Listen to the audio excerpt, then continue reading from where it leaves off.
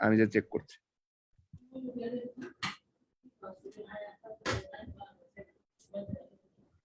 হ্যাঁ ভাইয়া, we are live. আচ্ছা ইশে কাঞ্জু, তুমি কি বলে স্পটলাইট দিয়ে দিছো ভাইয়াকে? আর আর রেকর্ড অন ক্লাউড দিয়ে দাও।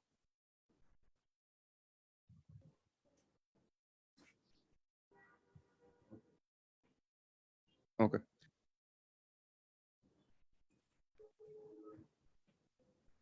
ওকে ভাই, আপনি স্টার্ট করতে পারেন তাহলে। All set. ঠিক আছে, সবাই জয়েন করে।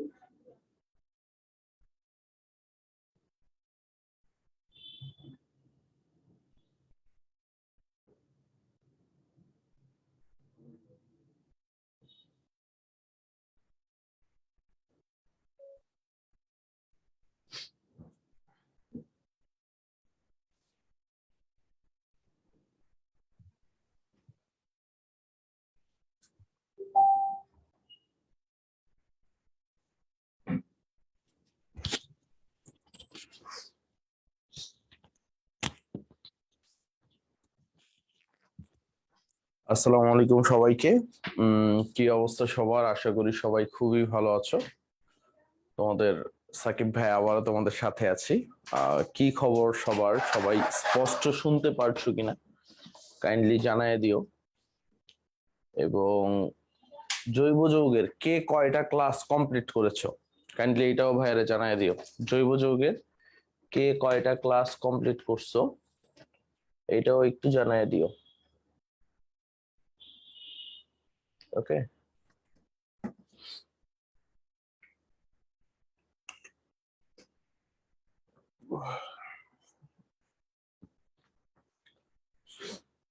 জৈব যৌগের কে কয়টা ক্লাস কমপ্লিট করেছো? একটা টিস্যু দিও তো, চোখগুলো জ্বলতেছে।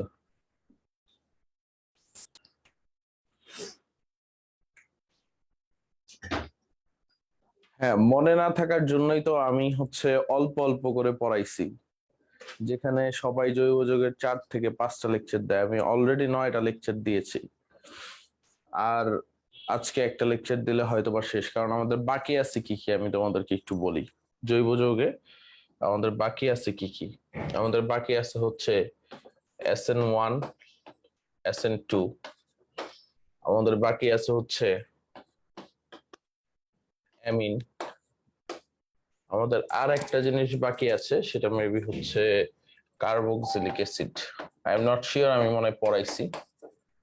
এই 3টা জিনিস পড়াইলেই বা এই 4টা জিনিস পড়াইলেই আমাদের সব শেষ। ঠিক আছে, এছাড়া আর কিছু বাকি নেই আমাদের। তাও তোমাদের যদি বাকি থাকে তাহলে তোমরা বলতে পারো, বাকি থাকলে তোমরা বলতে পারো, আমি শুনবো ইনশাল্লাহ।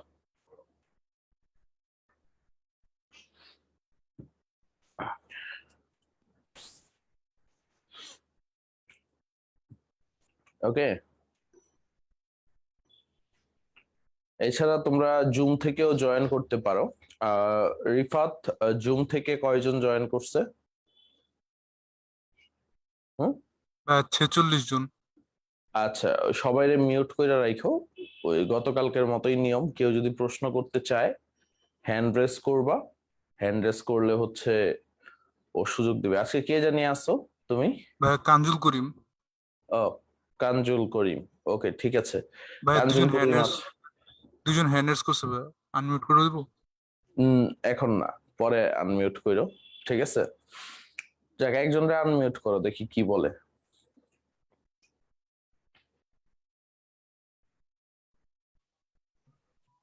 সো হ্যালো আর কিছু? ভাইয়া, ভাইয়া বলো। বলতেছিলাম যে আমি তো উদ্ভাসের কোচিং এ অ্যাডমিট আছি, তো ওখানে না মডেল টেস্ট চলতেছে, ঠিক আছে? তো ওইখানকার এ, ওইটা মেনটেন করতে যে আমি আপনাদের ওয়েব প্ল্যানারটা ঠিক মতো মেনটেন করতে পারছি না, দুইটা একটু হয়ে যাইতেছে আর কি। তো এই ক্ষেত্রে কি করা যাইতে পারে? এই ক্ষেত্রে কিছু মডেলটা স্যাক্রিফাইস করলে করতেও পারো, কোনো সমস্যা নাই। কারণ দেখা গেছে আমরাও মডেল টেস্ট এক্সামের সময় এরকমই করতাম আর কি। সব যে দিতে হবে এমন না, কারণ আগে নিজের পড়াটা, আবার মাঝে মাঝে মডেল টেস্ট নিজের পড়ারও ক্ষতি করে। সো ওই আকারেই বলছিলাম, যেমন হচ্ছে আমার মডেল টেস্ট ব্যাচের ক্ষেত্রে আমি ওদেরকে ভর্তি হইতে নিষেধ করছি যাদের সিলেবাস কমপ্লিট হয় নাই। যাদের সিলেবাস কমপ্লিট হয়েছে বা যারা ক্যাপাবল ইনাফ যে পরীক্ষা দিলে ওর জন্য ভালো হবে, ওরাই ভর্তি হবে, এইভাবে বলে দিচ্ছি। কারণ হচ্ছে মডেল টেস্ট অনেক সময় ভালো করে, অনেক সময় খারাপ করে। সো এই জিনিসটা একটু মাথায় রাখো। নাকি তোমার যদি নাকি সিলেবাস, ভাই এইভাবে মেনটেন করবো যে হচ্ছে কালকে যে এক্সামটা আছে ওই এক্সামের আগে হচ্ছে আপনাদের ওই প্ল্যানের যে ক্লাসটা আছে ওই ক্লাসটা আমি দেখে নিলাম এবং ওইটা টিক টিক দিয়ে রাখলাম যে আমার এটা কমপ্লিট হয়ে গেছে। হ্যাঁ এটাও করতে পারো, কোনো সমস্যা নাই, ঠিক আছে, এটাও করতে পারো। এটা যদি তুমি মেনটেন করতে পারো তাহলে এনাফ, কোনো সমস্যা নেই। ওকে, এখন ধন্যবাদ। আসো আর আমরা পড়ালেখায় ব্যাক করি।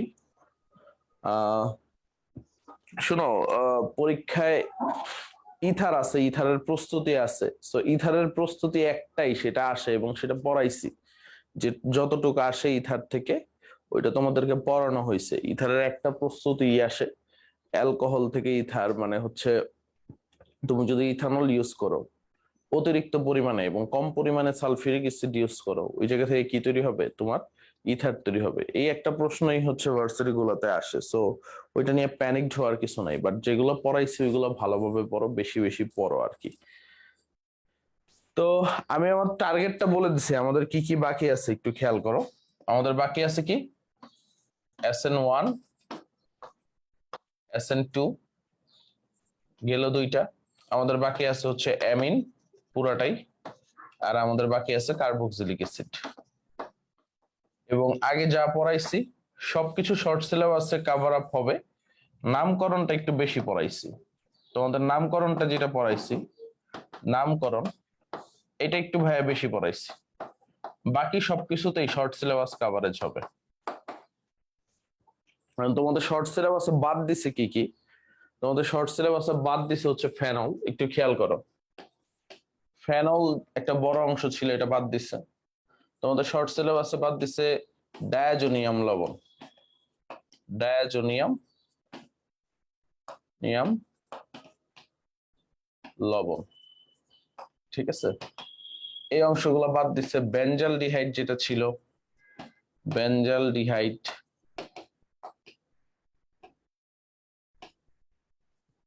এগুলো বাদ দিচ্ছে আর কি, ঠিক আছে, বেশি কিছু বাদ দেয় নাই।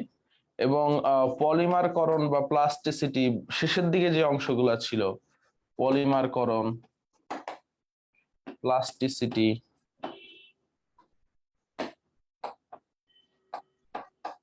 জৈব অণুসমূহের পলিমার অণুসমূহের পলিমার, এই যে কঠিন যে জিনিসগুলো ছিল তোমাদের জন্য, এগুলো তোমাদেরকে বাদ দিছে, এগুলো পড়া লাগবে না। সো এটা খেয়াল করছো, ক্লিয়ার হয়েছে তোমরা কি কি পড়া লাগবে আর কি কি পড়া লাগবে না জৈব যৌগে।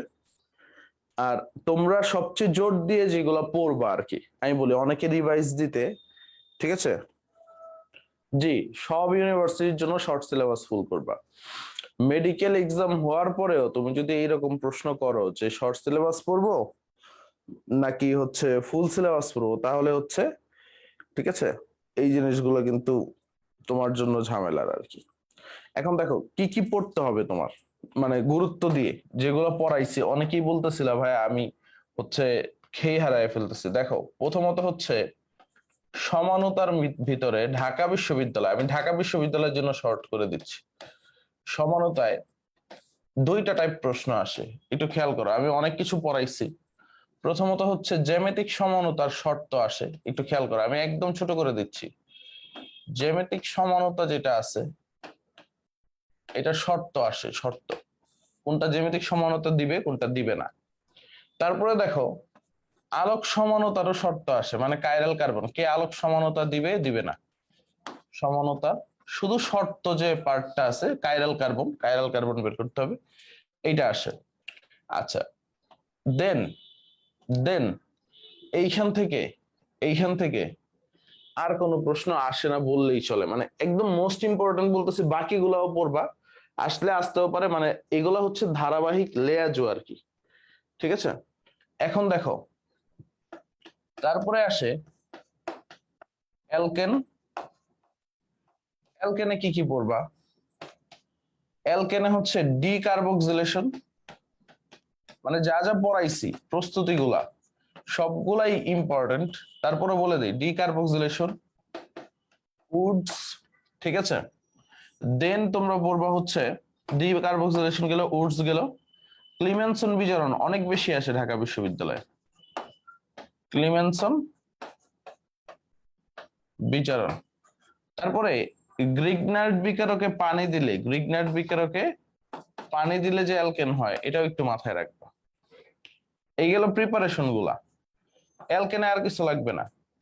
অ্যালকিনে আসো, সরি অ্যালকেনের রিঅ্যাকশনে পড়লে, অ্যালকেনের যদি রিঅ্যাকশন পড়ো, অ্যালকেনের রিঅ্যাকশনে পড়বা সমানুকরণ বিক্রিয়াটা, সমানুকরণ বিক্রিয়া, তাইলেই হবে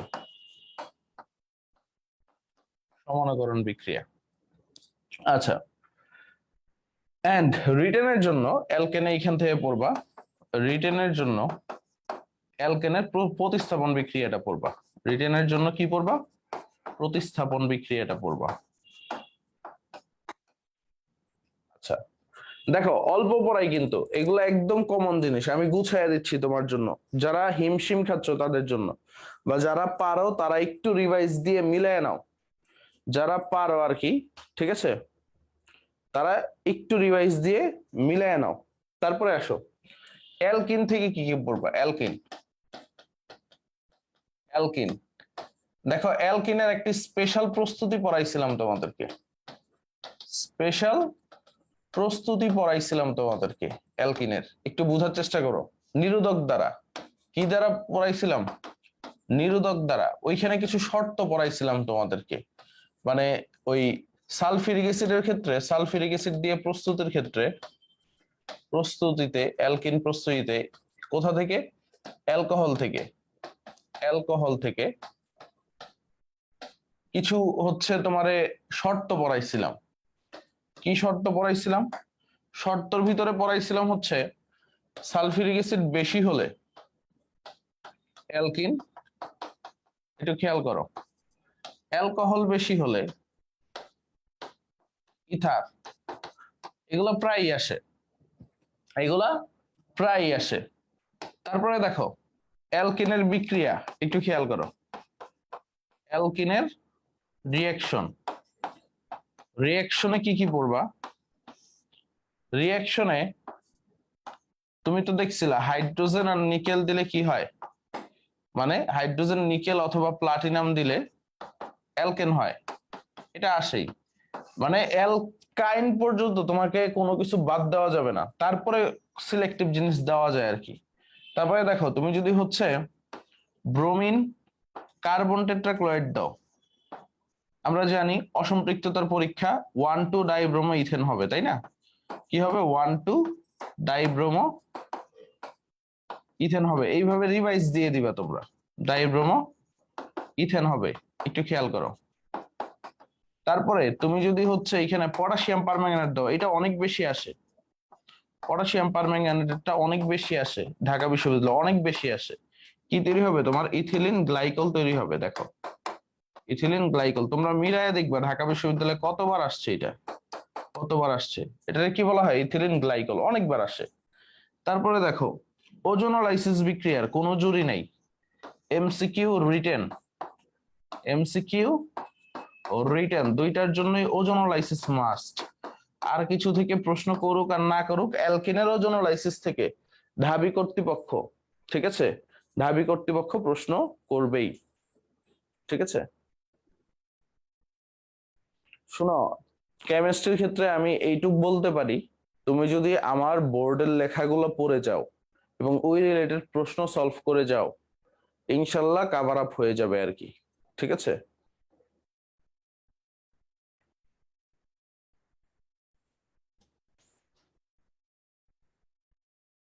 এখন আসো, এখন আসো এমসিকিউ রিটেন, ওজোনোলাইসিস সবচেয়ে ইম্পর্টেন্ট, এবং তোমাকে এইভাবেও দিয়ে দিবে আর কি, এই ওজোনোলাইসিস থেকে যে বিভিন্ন ধরনের কম্পাউন্ড বের করা যায়, অ্যালডিহাইড বের করা যায়, কিটোন বের করা যায়, আবার অ্যালডিহাইড কিটোন থেকে কিভাবে অ্যালকিন আসে, এই জিনিসগুলো কিন্তু তোমাদেরকে অনেক ভালোভাবে পড়াইছি। সো এই জিনিসটা অনেক ভালোভাবে পড়ে যাবে, অনেক ভালোভাবে। ওজোনোলাইসিস দরকার হলে পরীক্ষার আগে একবার দেখে যাবে ডিফারেন্ট ডিফারেন্ট জিনিস। মাঝে মাঝে হচ্ছে সমাণু দিয়ে আটকায় দেয়। মনে করো একটা যৌগ এক্স যার আণবিক সংকেত C6H12, একটা যৌগ এক্স যার আণবিক সংকেত C6H12, এটাকে ভাঙলে কি হয়? এটাকে ভাঙলে দেখা গেছে একটা অ্যালডিহাইড পাওয়া যায়, একটা কিটোন পাওয়া যায়। যৌগটির নাম কি এইভাবে বলতে পারে, ঠিক আছে? সো সবভাবেই তোমাকে টেস্ট করে দেখতে হবে ওজোনোলাইসিস বিক্রিয়াটা। ওজোনোলাইসিস বিক্রিয়া যত ভালো পারবা তোমার প্রস্তুতি তত ভালো ধরে নেওয়া হয় আর কি। সো মোটামুটি অ্যালকিন থেকে এই জিনিসগুলা বেশি আসে। অ্যালকিন থেকে তোমাদের এই জিনিসগুলাই বেশি আসে। অ্যালকিন থেকে হচ্ছে আর কি আসে? তেমন কিছু আর আসে না। অ্যালকিন থেকে এইগুলাই বেশি আসে আর কি। অ্যালকিন থেকে অ্যালকেন কিভাবে তৈরি হয়? Bromine carbon tetrachloride, potassium permanganate, ozonolysis, এই কয়েকটাই অ্যালকিন থেকে বেশি আসে।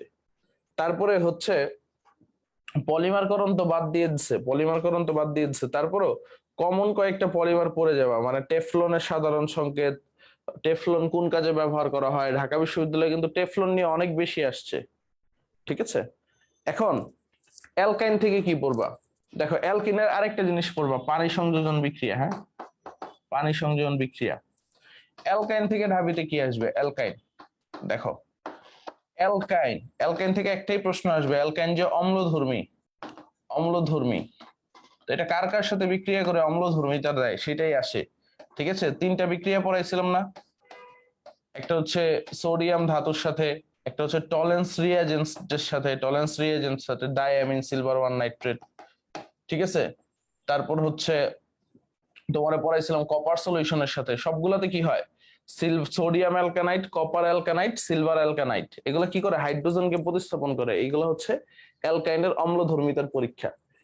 এন্ড অ্যালকাইনের ওজোনোলাইসিসে কি তৈরি হয়? গ্লাইওক্সাল। এগুলো এত আসে না, বাট ওজোনোলাইসিসটা তোমার আসবে কি? ওজোনোলাইসিসটা আসবে হচ্ছে তোমার অ্যালকেন থেকে। তো সবগুলা জিনিসই হচ্ছে এইভাবে ছোট করা যায়। তো আমি প্রত্যেকটা ক্লাস এরকম ছোট করে দিব না, আজকে অ্যালকাইন পর্যন্ত দিলাম।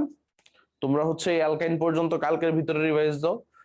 আগামী দিন যেদিন আসবো বা যদি এক্সট্রা ক্লাসও লাগে একদিন গ্যাপ দিতে আইসা, মনে করো আমি বাকিগুলাও আরো শর্ট করে দিব না আর কি। সো তোমরা হচ্ছে এইভাবে শর্ট করে পড়ো, বারবার পড়ো, মানে এই বিক্রিয়াগুলো বারবার পড়ো।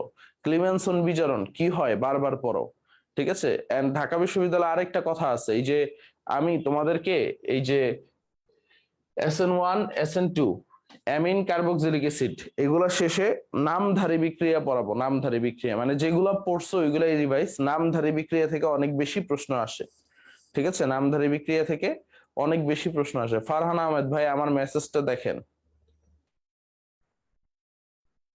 যারা নতুন অ্যাড হইছো, কারণ নতুন আমি দেখতেছি অনেকেই অ্যাড হইছে, প্রায় আমি যা দেখলাম বিগত এক সপ্তাহে 500 জনের মতো নতুন অ্যাড হইছো। তোমাদের কথা আমাদের মাথায় আছে, তোমরা প্ল্যানারটা ফলো করো আর রেগুলার লাইভ ক্লাসটা ফলো করো, ঠিক আছে? প্ল্যানারটা ফলো করো এবং রেগুলার লাইভ ক্লাসটা কমপ্লিট করো, তাইলেই হবে। আসো আমরা এখন মজা করে পড়ালেখার জগতে ফিরে যাই। আমরা SN1 and SN2 একটু খেয়াল করো। SN2 এই দুইটা জিনিস শিখবো। এটা কি? SN1, একটা হচ্ছে SN2।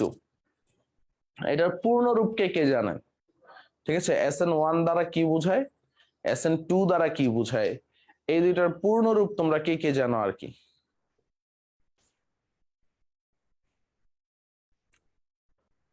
শ্রাবণ রাজ অর্গানিক সেই শেষ করতে পারবে যে সবচেয়ে বেশি রিভাইজ দিতে পারবে, আদারওয়াইজ কারো অর্গানিকই শেষ হবে না। ওকে,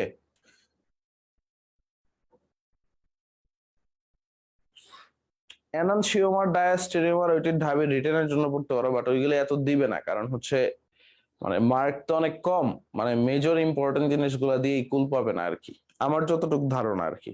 কারণ অর্গানিক থেকে সর্বোচ্চ 3 মার্কের MCQ আসবে তোমার, আর রিটেনে আসবে 3 থেকে 4 মার্কের। বুঝতে পারছো? আর সবকিছু পড়াইছি, বুঝতে পারছো? আজকে 10ম ক্লাস অর্গানিকের, সবকিছু পড়াই আসছে আর কি। এবং ডেইলি একটা প্রশ্ন করে অনেকে, এটা খুবই কষ্ট দেয় আমাদের। যারা শুরু থেকে ক্লাস করতেছে তারা জানে যে ফারজিন ফারিয়া প্রশ্ন করছে, ভাই আপনাদের ক্লাস করলেই কি এনাফ? তোমরাই বলো এনাফ কিনা, যারা কোয়েশ্চেন ব্যাংক সলভ করতেছো, যারা পড়তেছো রেগুলার, তোমরা বলো এনাফ কিনা আর কি।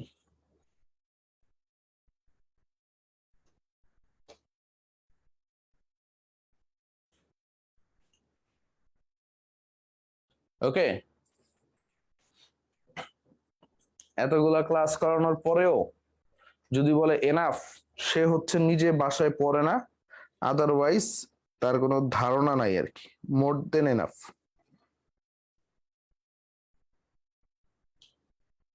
এবং যা পড়ানো হয়েছে এগুলো দেখো না, তোমার রিভাইজ দিতে কতদিন লাগে।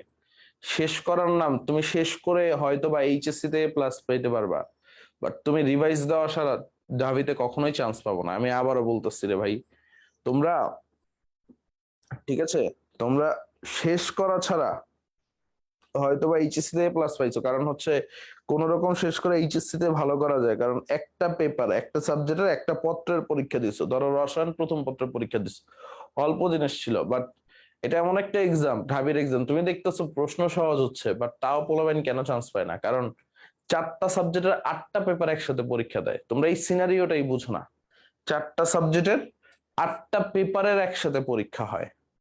আমার কথাটা তোমরা বুঝতে পারছো? 4টা সাবজেক্টের 8টা পেপারের একসাথে পরীক্ষা হবে, এবং তুমি একদিন পূর্ণাঙ্গ মডেল টেস্ট দিয়েই দেখো না। আমি একটা পূর্ণাঙ্গ মডেল টেস্ট নেই তোমাদের, কে কে এখানে রাজি আছো যে যতগুলা জিনিস শেষ হয়েছে একদম ট্রুলি? তোমরা তো মনে করো এই গ্রুপে যারা আছো ম্যাক্সিমাম চুরি চামারি করে পরীক্ষা দাও, মানে একবার পরীক্ষা দেওয়ার পরে আরেকবার দাও আর কি। আবার তোমাদেরকে মানে মানে তোমরা ওয়েবে বুঝো না, লগ ইন করতে পারো না, অনেক কিছুই তোমরা বুঝো না আর কি। সো যার ফলে ওই পরীক্ষা সিস্টেমটাও রেস্ট্রিক্ট করতে পারি না বা স্ট্রিক্ট করতে পারি না। তাইলে তোমরা বলবো পরীক্ষায় ঢোকা যায় না, এই করা যায় না, সেই করা যায় না। বাট তোমরা তো সততার সাথে পরীক্ষা দাও না, তোমরা এক একজন দেখছি ওই 3বার 4বার করে পরীক্ষা দাও। এখানে অনেকেই আছো, আমি জানি, আমি বুঝি। সো দেখা গেছে হচ্ছে, মনে করো পুরোপুরি যখন সততার সাথে পরীক্ষা দিবা, ফুল একটা এক্সাম, তখন বুঝবা আসলে হচ্ছে জিনিসটা কি। ওকে, আগামী শুক্রবার তোমাদের 4টা সাবজেক্টের উপরে পূর্ণাঙ্গ মডেল টেস্ট। যা যা পড়ানো হয়েছে আমার জানা আছে, যা যা পড়ানো হয়েছে ওইগুলা পুরা ঢাবির আদলে, পুরা ঢাবির আদলে। ওকে, পুরা ঢাবির আদলে। ওকে, লিখে রাখো, লিখে রাখো, আগামী শুক্রবার তোমাদের এই গ্রুপে পুরা ঢাবির আদলে রিটেন সহ পরীক্ষা, ঠিক আছে? এবং সবাই কথা দিও, একবার দিবা, নাইলে আমি বুঝতে পারবো না কে কেমন করতেছো। বাট এগুলা বলার পরেও না কারো ইয়া হয় না। দরকার হইলে যে একাধিকবার পরীক্ষা দিতে চাও তার জন্য আমি আলাদা লিঙ্ক দিব না, বাট আমরা তো তাইলে হচ্ছে কে ভালো করতেছে কে খারাপ করতেছে ওই মেরিটটা ডিটারমাইন করতে পারি না, ওই মেরিটটা ডিটারমাইন করতে পারি না, বুঝতে পারছো? এবং টাইমও ফিক্সড করে দিব, পুরো পরীক্ষা হবে পরীক্ষার মতোই। শুক্রবার 10টা, আমি বললাম ফ্রাইডে, তোমরা গ্রুপে ডিসকাশন গ্রুপে সবাইরে বলে দিও ফ্রাইডে। এই অবস্থা কেন এটার, ছাইরা দেয় কেন কালি? ফ্রাইডে 10টা থেকে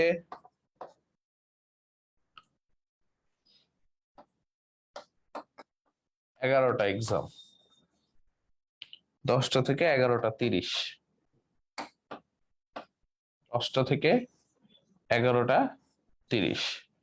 এমসিকিউ 10টা থেকে 10টা 45, এর ভিতরে শেষ হয়ে যাবে। এমসিকিউ তে তো কত, 40 মিনিট না 45 মিনিট, 10টা থেকে 10টা 45 এমসিকিউ, 10টা 45 থেকে 11টা 30 সিকিউ, ঠিক আছে?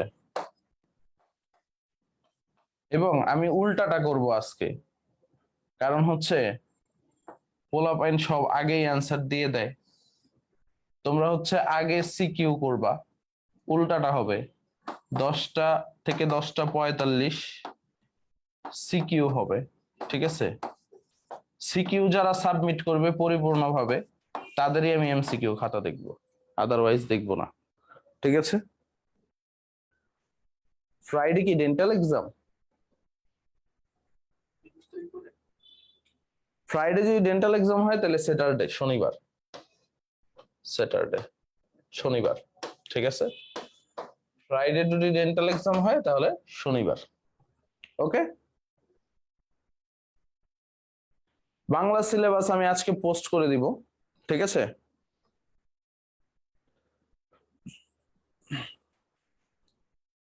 বাংলাটা আমি আজকে পোস্ট করে দিব, লেকচার প্ল্যানটা গুছাইয়া দিছে ভাইয়া, পোস্ট করে। ওকে,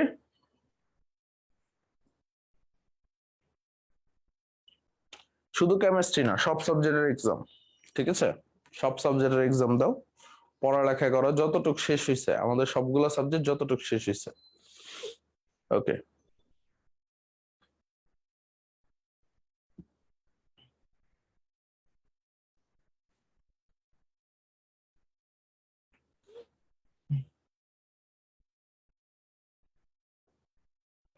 ওকে, আসো আসো, আমরা পড়ালেখায় ফিরে। এখনো কিছুই পড়ালেখা করতে পারি নাই, প্রায় আধা ঘন্টা হয়ে গেছে। সবকিছু আমরা দেখতেছি শুধু, বা সবকিছু আলোচনা করতেছি। আসলে আমাদের সিলেবাস শেষ তো, আলোচনা ওইভাবে করা দরকার আর কি, কারণ তোমাদের এখন গাইডলাইনটা সবচেয়ে বেশি দরকার। তোমাদের গাইডলাইনটা সবচেয়ে বেশি দরকার, এন্ড এই কারণেই ভাইয়া একটু তোমাদের সাথে কথাবার্তা বলি। তো চলো শুরু করি।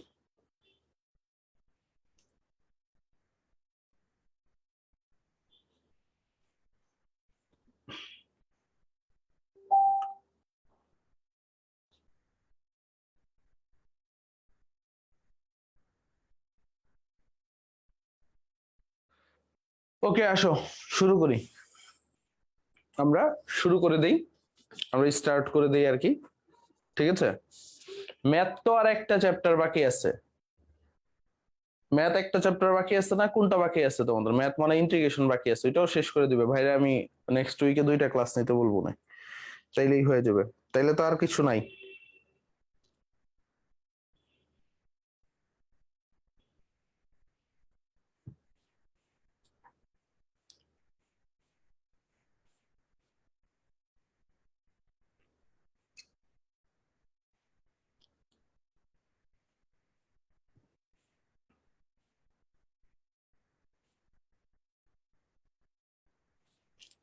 আচ্ছা, SN1 আর SN2 এটার ফুল মিনিংটা কে কে পারো একটু বোঝার চেষ্টা করো। 2টা বাকি আছে। আচ্ছা, ওকে, সমস্যা নাই, আমি ভাইয়াকে বলবো তাড়াতাড়ি শেষ করতে, তাড়াতাড়ি শেষ করতে। এখন খেয়াল করো,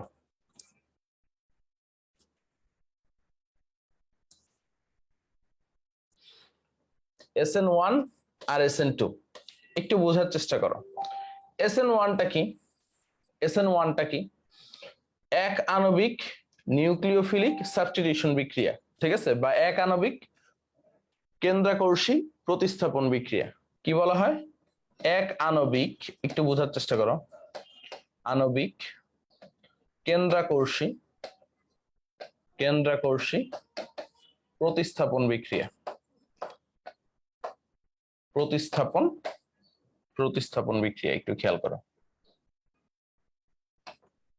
প্রতিস্থাপন বানানি তো ভুল হয়েছে। প্রতিস্থাপন বিক্রিয়া। আর SN2টা কি? দ্বি আণবিক, দ্বি আণবিক কেন্দ্রাকর্ষী প্রতিস্থাপন বিক্রিয়া। এখন একটু বোঝার চেষ্টা করো, আমাদের এই SN1 SN2 বুঝতে বেশি ঝামেলা হয়, কারণ আমাদের পরীক্ষায় আসে SN1 SN2 শর্তগুলা, এবং এই জিনিসগুলো আমাদের মাথায় থাকে না। প্রথমত হচ্ছে এই SN1 SN2 থেকে যেটা আসবে, কোনটার ক্ষেত্রে SN1 ভালো হয়, কোনটার ক্ষেত্রে SN2 ভালো হয়, এই প্রশ্নটাই আসে। বাট আরেকটা প্রশ্ন কমন, একটু বোঝার চেষ্টা করো, এটা শর্তগুলা। সো এটার জন্য আমি সুন্দর একটা এক্সাম্পল দিব তোমাদেরকে। আমি স্বেচ্ছায় একজনকে চাচ্ছি যাকে আমি পচাইতে পারবো। আমি স্বেচ্ছায় একজনকে চাচ্ছি যাকে আমি পচাইতে পারবো আর কি, ঠিক আছে? ওকে, আমি স্বেচ্ছায় একজনকে চেয়ে নিচ্ছি যাকে আমি পচাইতে পারবো। কমেন্ট করে জানাইতে পারো কে পচতে চাও আমার কাছে।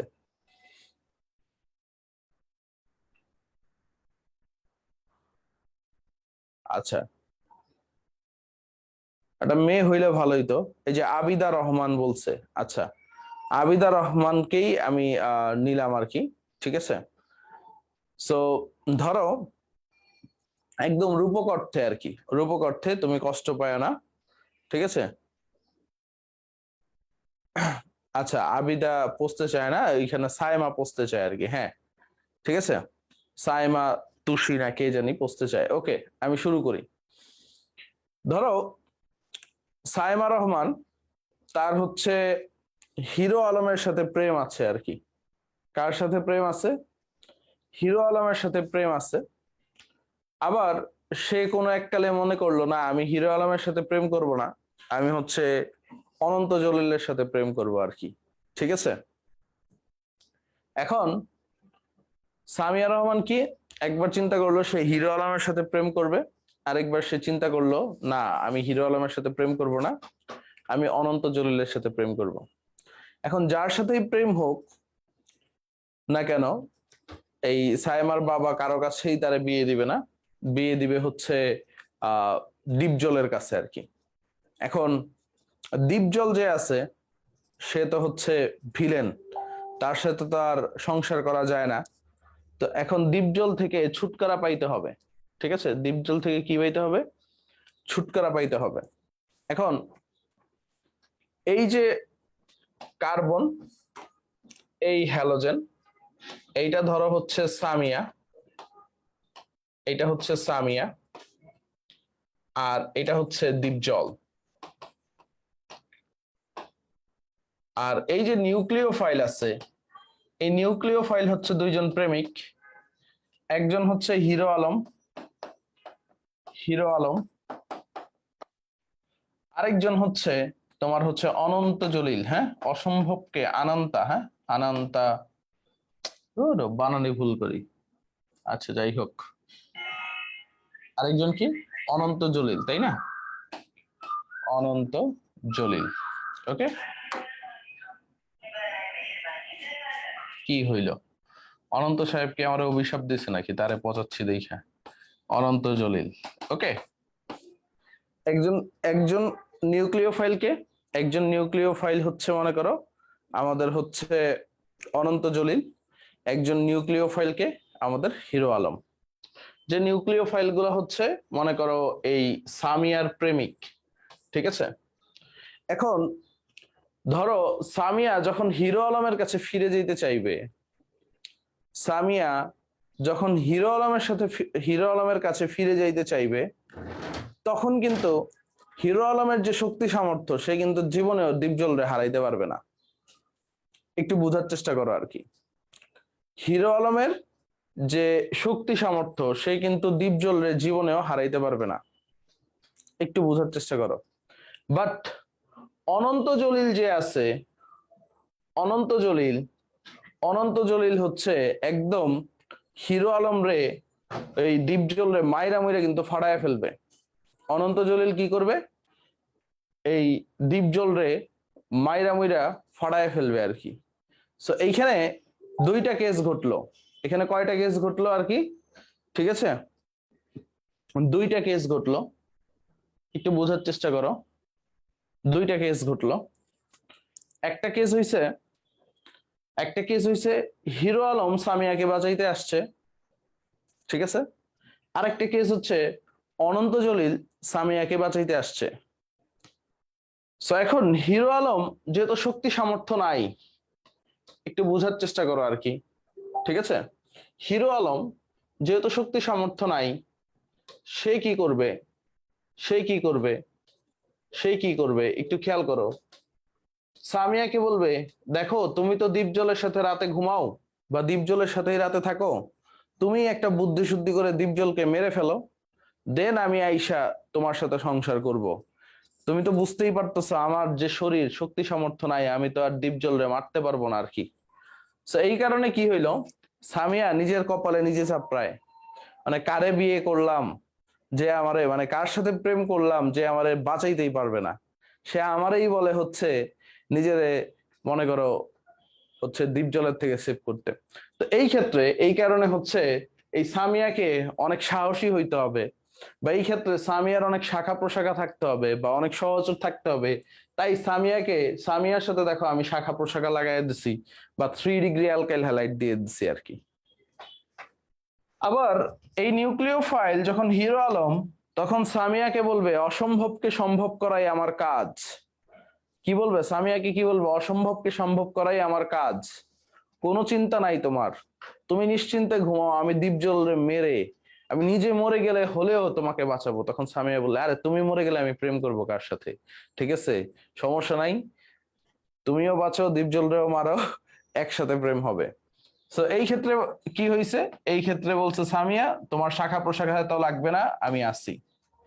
বুঝতে পারছো দুই ক্ষেত্রে ঝামেলাটা কি?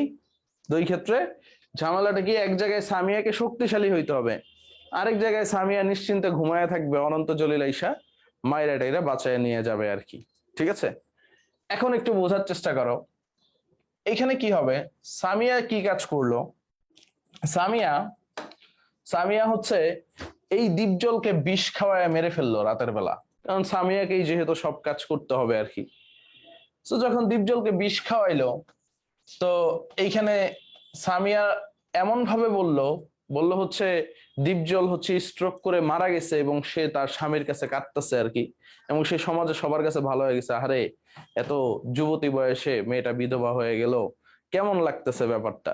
তাই সবাই তো সামিয়ারে বাবা দেওয়া শুরু করলো, ভালো দেওয়া শুরু করলো, এবং সামিয়ার মাথায় একটা পজিটিভ চার্জ লাগাই দিল, মানে সামিয়ার মতো ভালো অসহায় অভাগী আর নাই। ঠিক আছে, এই কারণে সামিয়া কি হয়ে গেল? কার্বোক্যাটায়ন হয়ে গেল, আর দীপজল তো মাইনাস হয়ে গেছে। যাও, শেষ, দুনিয়া থেকে টাটা বাই বাই গিয়া। ঠিক আছে, টাটা বাই বাই গিয়া। এখন একদম সুন্দরভাবে শেষ, কার্বোক্যাটায়ন তৈরি হইলো। এখন হিরো আলম বলে ইয়েস, আমার রাস্তা তো ক্লিয়ার, আমি আইসা সুন্দরভাবে যুক্ত হয়ে যাব, কারণ হিরো আলম তো নিউক্লিওফাইল, পজিটিভ সেন্টারের প্রতি তার আকর্ষণ আছে। হিরো আলম আইসা বলছে, আমি হিরো আলম, আমি থাকতে সামিয়া বিধবা থাকতে পারবে না, আমি ওর দায়িত্ব নিব আজকে থেকে। সুন্দরভাবে বুদ্ধি করে নিয়ে সুন্দরভাবে সামিয়ার সাথে যুক্ত হয়ে গেল নিউক্লিওফাইল, এবং CH3 CH3 CH3 তৈরি হলো। এবং এইভাবেই কি তৈরি হয়? অ্যালকোহল তৈরি হয় অ্যালকাইল হ্যালাইড থেকে। বাট এই যে প্রথম স্টেপটা, এই স্টেপটা ছিল অনেক স্লো, কারণ সামিয়া তো এক রাতে আর বিষ খাওয়াইতে পারে নাই। অনেক চেষ্টা করার পরে, অনেক রাত অপেক্ষা করার পরে, সুযোগ সময় অপেক্ষা করার পরে সে কি করছিল? বিষ খাওয়াইছিল। বাট এই যে যখন সামিয়া বিধবা হয়ে গেল, তার 40 দিনও ওয়েট করে নাই হিরো আলম, একদম দ্রুত এই শুভ কাজটা সাইরা ফেলছে। এই পদ্ধতিটা কি হয়? এই দ্বিতীয় স্টেপটা কি হয়? অনেক ফাস্ট হয় আর কি। দ্বিতীয় স্টেপটা কি হয়? অনেক ফাস্ট হয়। এখন দেখো, এখন আসো ঠিক আছে, আরেকটা ইম্পর্টেন্ট জিনিস, সেটা হচ্ছে এই SN1 তো গেল, SN1 তো আমরা বুঝলাম হিরো আলম আর হচ্ছে আমাদের সামিয়ার কাহিনী। এখন SN2 দেখবো। দেখো, গল্পে শেষ। বাংলা সিনেমার গল্প মনে রাখলে এই জিনিসগুলা মনে রাখা একদম ইজি আর কি। এখন আসো সামনে যাই আর কি, সামনে যাই। আমরা হচ্ছে দ্বিতীয় অবস্থাটা দেখব। দ্বিতীয় অবস্থায় দেখো, এইখানে আছে হাইড্রোজেন গুলা, এইখানে হ্যালোজেন আছে। হিরো আলম কি ডাইরেক্ট অ্যাকশন, এইখানে অনন্ত জলিল, সে কি করবে? ডাইরেক্ট অ্যাকশন, মুখোমুখি আক্রমণ করছে। আয় দীপজল, আমি আমার প্রেমিকার সামনেই তোরে মাইরা টাইরা ফাটায় নিয়ে যাবো আর কি। ঠিক আছে, মাইরা টাইরা ফাটায় নিয়ে যাব। এখন কথা হচ্ছে এইখানে কি হয়? অনেক দুমড়া মুচড়ি হয়। ঠিক আছে, অনেক দুমড়া মুচড়ি হয় এবং খুব মারামারি হয়, কারণ এইখানে একটা অবস্থান্তর জটিল তৈরি হয়, একটু খেয়াল করো। অর্থাৎ অবস্থান্তর জটিল হচ্ছে এই যে দীপজলকে মাইরা ভাগাচ্ছে, আবার হিরো আলো এই অনন্ত জলিল নতুন বন্ধন তৈরি করতেছে, আর এইখানে যা ছিল তাই থাকে আর কি। এখানে যা ছিল তাই থাকে আর কি। এখন দেখো ব্যাপারটা কি হয়ে গেছে।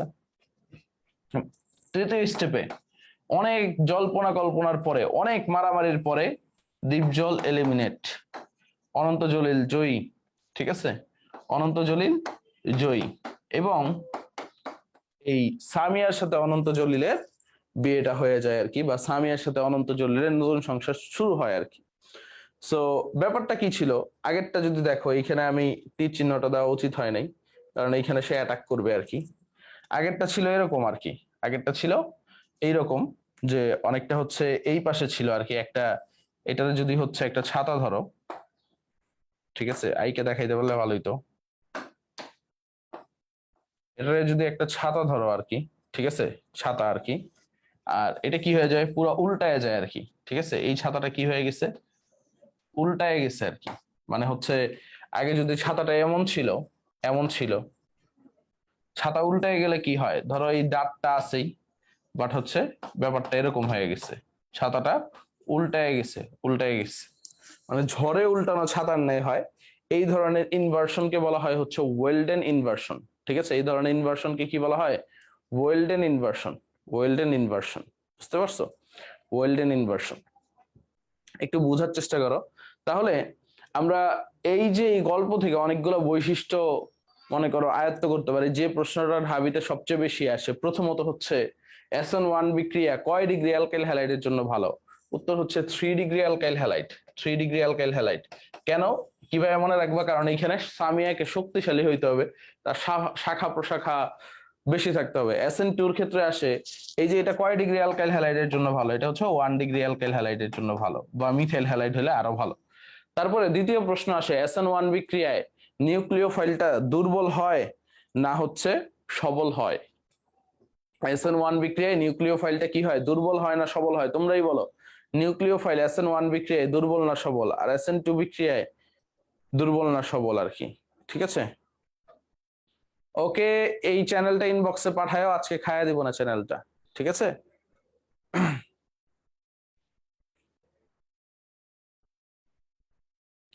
আমরা অনেকগুলা চ্যানেল ধ্বংস করছি আর কি, 7 থেকে 8টা চ্যানেল যারা পাইরেসি করতেছিল, আজকে এই চ্যানেলটাতেও ধ্বংস করে দিব, লিঙ্কটা ইনবক্সে পাঠায়। ইয়েস, দুর্বল নিউক্লিওফাইল, কারণ হচ্ছে এখানে হিরো আলম কি দুর্বল না সবল? দুর্বল। SN2 তে কি নিউক্লিওফাইল ব্যবহার করা হয়? SN2 তে হচ্ছে সবল নিউক্লিওফাইল ব্যবহার করা হয়। কি নিউক্লিওফাইল ব্যবহার করা হয়? সবল নিউক্লিওফাইল ব্যবহার করা হয়। SN2 তে কোন নিউক্লিওফাইলটা ব্যবহার করা হয়? সবল নিউক্লিওফাইলটা ব্যবহার করা হয়। SN2 1 ডিগ্রি অ্যালকাইল হ্যালাইডের জন্য প্রযোজ্য।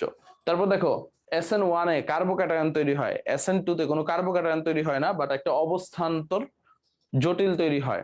তারপরে দেখো, SN2 তে কি হয়, ওয়েল্ডেন ইনভার্সন হয়। এই ইনভার্সনটার নাম কি? ওয়েল্ডেন ইনভার্সন, মানে ঝড়ে উল্টানো ছাতার ন্যায় যে ইনভার্সন, এই ইনভার্সনটার নাম কি? ওয়েল্ডেন ইনভার্সন। সো SN1 SN2 নিয়ে যা যা বললাম, এই গল্পটা যদি তোমার মাথায় থাকে, পরীক্ষায় যাই আসবে না কেন কুপকাত করে দিয়ে আসতে পারবা, বুঝতে পারছো? পরীক্ষায় যাই আসুক না কেন কুপকাত করে দিয়ে আসতে পারবা। কোনো ঝামেলা আছে? কোনো ঝামেলা আছে? সবাই বুঝতে পারছো?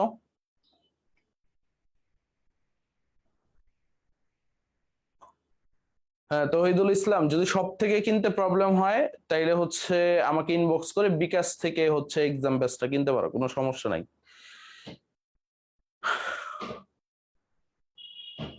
সবাই একটু বলো। এই সামিয়া, তুমি কিন্তু কষ্ট পায় না ভাই, তুমি যদি কষ্ট পেয়ে থাকো কমেন্ট করে জানিয়ে দাও, হ্যাঁ ভাই আমি কষ্ট পাইছি, আর না পেয়ে থাকলেও বলে দাও, না ভাই আমি কষ্ট পাইনি।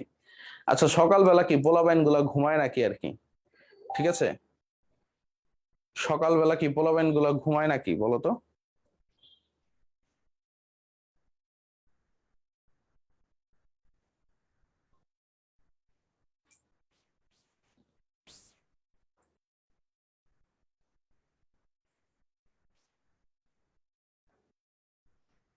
Clear, clear, clear, nice. এবং একটু খেয়াল করো, আমাদের এখন বাকি থাকবে কি? আমাদের বাকি থাকে এখন অ্যামিন। চলো আমরা অ্যামিনে যাই। অ্যামিন আর কার্বক্সিলিক অ্যাসিড বাকি থাকে। সো স্টার্ট করি অ্যামিন, আসেন সবাই হেডিং দেন অ্যামিন।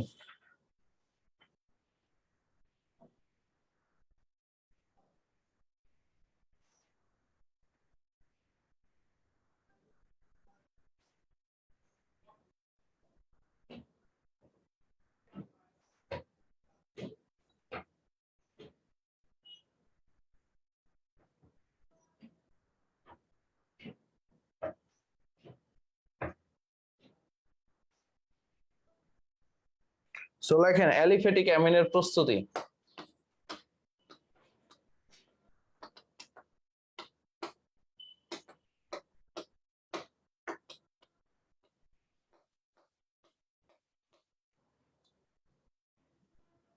খেয়াল করেন, প্রথমত হচ্ছে আমরা অ্যালকাইল সায়ানাইড থেকে বা মিথাইল সায়ানাইড থেকে একটু বোঝার চেষ্টা করব। মিথাইল সায়ানাইড থেকে অ্যামিন তৈরি করতে পারি। তো সায়ানাইড, এই যে এখানে কি আছে, ট্রিপল বন্ড এন আছে। সো অ্যামিন করতে গেলে আমাকে কি করতে হবে? দেখো, অ্যামিন বানাইতে গেলে আমি যদি এই জায়গাটা অ্যামিন বানাইতে চাই, কি করতে হবে? প্রথমত এই বন্ড গুলা ভাঙতে হবে। একটু বোঝার চেষ্টা করো। এন্ড এই নাইট্রোজেনের সাথে কি করতে হবে? হাইড্রোজেন অ্যাড করতে হবে। সো আমরা জানি অ্যাডিশন অফ হাইড্রোজেন, একটু খেয়াল করো, অ্যাডিশন অফ হাইড্রোজেন এটা কি বিজারণ বিক্রিয়া, তাই না? বিজারণ বিক্রিয়া। সো আমাদের বিজারণ বিক্রিয়া ঘটাইতে হবে। এন্ড আমাদের হচ্ছে তীব্র বিজারক ইউজ করতে হবে বন্ধন ভাঙার জন্য। সো যে রিঅ্যাকটেন্ট গুলো বন্ধন ভাঙে সেগুলো আমরা ইউজ করব। সো একটু বোঝার চেষ্টা করো আমরা কি করব। আমি যদি এখানে সোডিয়াম দেই, আমি যদি এখানে ইথানল দেই, C2H5OH ইথানল দেই, এন্ড সাথে আমি যদি জায়মান হাইড্রোজেন দেই 4 মোল। জায়মান হাইড্রোজেন কি তীব্র বিজারক, এবং হচ্ছে এইগুলা কি করবে? এই বন্ধনগুলা ভাঙবে এবং হাইড্রোজেন এডিশন করবে। তাহলে কি তৈরি হয়ে যাবে? বিউটিফুল ভাবে CH3, দেন সি, এইখানে সিঙ্গেল বন্ড হয়ে গেছে NH2, এন্ড এইখানেও একটা হাইড্রোজেন এডিশন হবে CH2NH2। এই যে জায়মান হাইড্রোজেন অ্যাড করছি আমি, জায়মান হাইড্রোজেন কি করছে? জায়মান হাইড্রোজেন যে কাজটা করছে, বন্ধন ভাঙছে, দেন এখানে হাইড্রোজেন এডিশন করছে। যে কয়টা হাইড্রোজেন লাগে, ঠিক আছে, যে কয়টা হাইড্রোজেন লাগে সেগুলা অ্যাড করে দিবা, ঠিক আছে? CH3, CH2, NH2, ওকে, CH3, CH2, NH2। এখন আসো আমরা যদি সামনে যাই আরো কিছু প্রিপারেশন দেখি। সেটা হচ্ছে আরেকটা অনেক গুরুত্বপূর্ণ প্রিপারেশন, যেটা পরীক্ষায় আসবে ইনশাল্লাহ। সেটা হচ্ছে হফম্যান ডিগ্রেডেশন রিঅ্যাকশন। এটা পরীক্ষায় আসেই। হফম্যান ক্ষুদ্রাংশকরণ বিক্রিয়া, ক্ষুদ্রাংশকরণ বা ইংলিশে বলা হয় হফম্যান ডিগ্রেডেশন রিঅ্যাকশন, হফম্যান ক্ষুদ্রাংশকরণ বিক্রিয়া। এটা তোমার পরীক্ষায় আসেই, হফম্যান ক্ষুদ্রাংশকরণ বিক্রিয়া পরীক্ষায় আসেই। সো এটা কি করবা? আমরা কি ইউজ করি? কার্বামাইড ইউজ করি, CH3CONH2। এটাকে কি বলা হয়? কার্বামাইড বলা হয়। আমি যদি এখানে ব্রোমিন দেই এন্ড পটাশিয়াম হাইড্রোক্সাইড দেই, পটাশিয়াম হাইড্রোক্সাইডটা অ্যালকোহলিক থাকবে, এবং এইটা দেখলেই বুঝবা কার্বামাইডের সাথে ব্রোমিন পটাশিয়াম হাইড্রোক্সাইড অ্যালকোহলিক দেখলেই বুঝবা এটা হফম্যান ক্ষুদ্রাংশকরণ বিক্রিয়া, ঠিক আছে? কার্বামাইডের সাথে ব্রোমিন আর পটাশিয়াম হাইড্রোক্সাইড অ্যালকোহলিক দেখলেই বুঝবা এটা কি হফম্যান ডিগ্রেডেশন রিঅ্যাকশন। এবং এইখানে কি হবে? এই যে এই CO মূলকটা বাদ যাবে। ক্ষুদ্রাংশকরণ মানে কি? একটা কার্বন বাদ যায় মানে ছোট করতে হবে। সো যে কার্বনের সাথে অক্সিজেন আছে, বা আমি বলছিলাম প্রায় যে কার্বনটা ডাব্বা মারছে তারে কি করতে হবে? তোমারে বাদ দিতে হবে। যে কার্বনটা ডাব্বা মারছে তাকে কি করতে হবে? বাদ দিতে হবে। তাইলে কি হয়ে যাবে? ক্ষুদ্রাংশকরণ হয়ে যাবে। তাহলে কি তৈরি হয়? দেখো, CH3NH2, CH3NH2, ওকে, CH3NH2। সো অ্যামিন তৈরি হয়ে গেছে। অ্যামিন তৈরি হয়ে গেছে। কি তৈরি হয়ে গেছে? সিম্পল ভাবে অ্যামিন তৈরি হয়ে গেছে। এগুলো নামধারী বিক্রিয়ায় পড়ায় দিব। অ্যালডোল ঘনীভবন, ক্যানিজারো নামধারী বিক্রিয়ার ভিতরে পড়ায় দিব তোমাদেরকে। আরেকটা ক্লাস হবে পুরোপুরি নামধারী বিক্রিয়ার মধ্যে, ওকে। এবং আরেকটা জিনিস দেখো, আমরা বিজারক ইউজ করে অ্যামিন তৈরি করতে পারি, বাট সেখানে কার্বনের সংখ্যা ডিগ্রেড হবে না। CH3CONH2 যদি থাকে, এইখানে যদি আমি লিথিয়াম অ্যালুমিনিয়াম হাইড্রাইড এবং জাইমান হাইড্রোজেন দিই, লিথিয়াম অ্যালুমিনিয়াম হাইড্রাইড এবং জাইমান হাইড্রোজেন দিই। লিথিয়াম অ্যালুমিনিয়াম হাইড্রাইডটা কি? বিজারক, তীব্র বিজারক। ও কি করবে? ও হচ্ছে এই যে CO মূলকটা দেখতেছো, এই CO মূলকটারে CH2 মূলকে কনভার্ট করবে। এই CO মূলকটাকে কিসে কনভার্ট করবে? CH2 মূলকে কনভার্ট করবে। তাহলে CH3CH2NH2 কি চেঞ্জ হয়েছে দেখছো? কি চেঞ্জ হয়েছে? কোন জায়গাটায় চেঞ্জ হয়েছে বুঝছো তোমরা? এই দেখো, এই COটা CH2 তে কনভার্ট হয়েছে, এবং আমরা বিজারক ইউজ করলে আমরা দেখছিলাম কার্বনিল মূলকটা CH2 মূলকে কনভার্ট হয়। কার্বনিল মূলকটা কিসে কনভার্ট হয়? CH2 মূলকে কনভার্ট হয়। এটা সিম্পল বিজারণ। সো এই দুইটার পার্থক্য দেখছো, স্টুডেন্টরা এই জায়গাটায় ভুল করে এবং পরীক্ষায় টিচাররা এটা নিয়েই পেঁচায় আর কি। এটা কি হয়েছে, ব্রোমিন আর পটাশিয়াম হাইড্রোক্সাইড ছিল দেখে কার্বন বাদ গেছে, এটাও অ্যামিন, বাট এইখানে কি কার্বন বাদ যাবে না। সবাই ক্লিয়ার? সবাই ক্লিয়ার?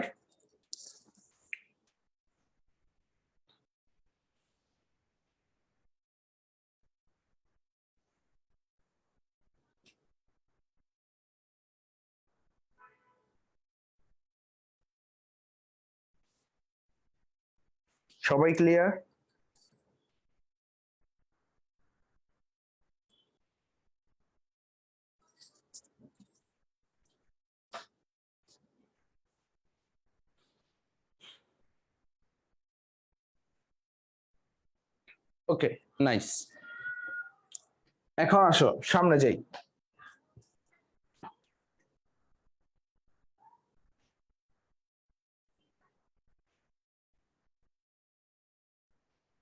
একটু খেয়াল করো, সামনে যদি যাই আমরা অ্যানিলিনের প্রস্তুতি দেখবো আর কি। অ্যানিলিনের প্রস্তুতি আমরা যদি নাইট্রোমূলক নেই, দেখো এটা অ্যামিনের ক্ষেত্রেও নাইট্রোমূলক নেই, তাহলে আমি যদি টিন আর HCl দিই তাহলে এই NO2 মূলকটা NH2 তে কনভার্ট হবে।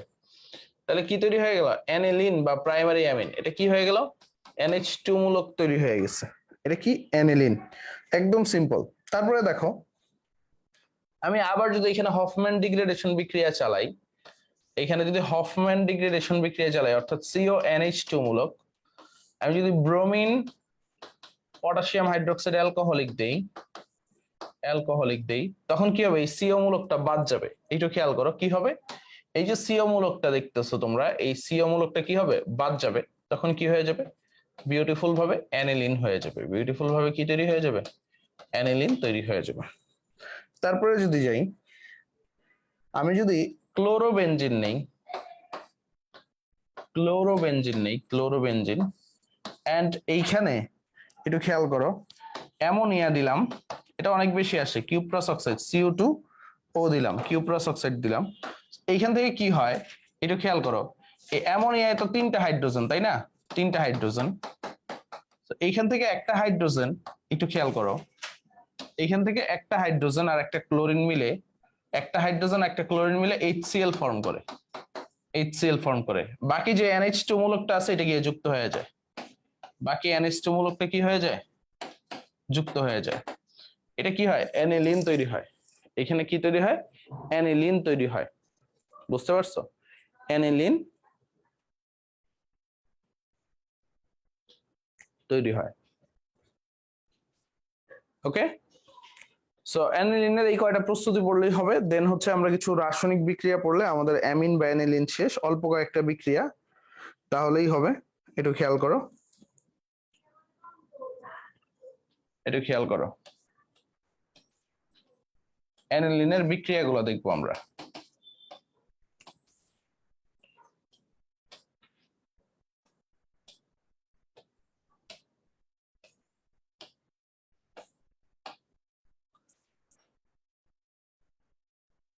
ওকে, এটা খেয়াল করো। ফার্স্ট অফ অল আমি যদি নাইট্রাস অ্যাসিড দিই, HNO2 নাইট্রাস অ্যাসিড, এবং 0 থেকে 5 ডিগ্রি সেলসিয়াস তাপমাত্রা দিই, ঠিক আছে? 0 থেকে 5 ডিগ্রি সেলসিয়াস তাপমাত্রা দিই, তাহলে কি তৈরি হবে? ডায়াজোনিয়াম লবণ তৈরি হবে। একটু খেয়াল করো কি তৈরি হবে? সিম্পল ভাবে ডায়াজোনিয়াম লবণ তৈরি হবে।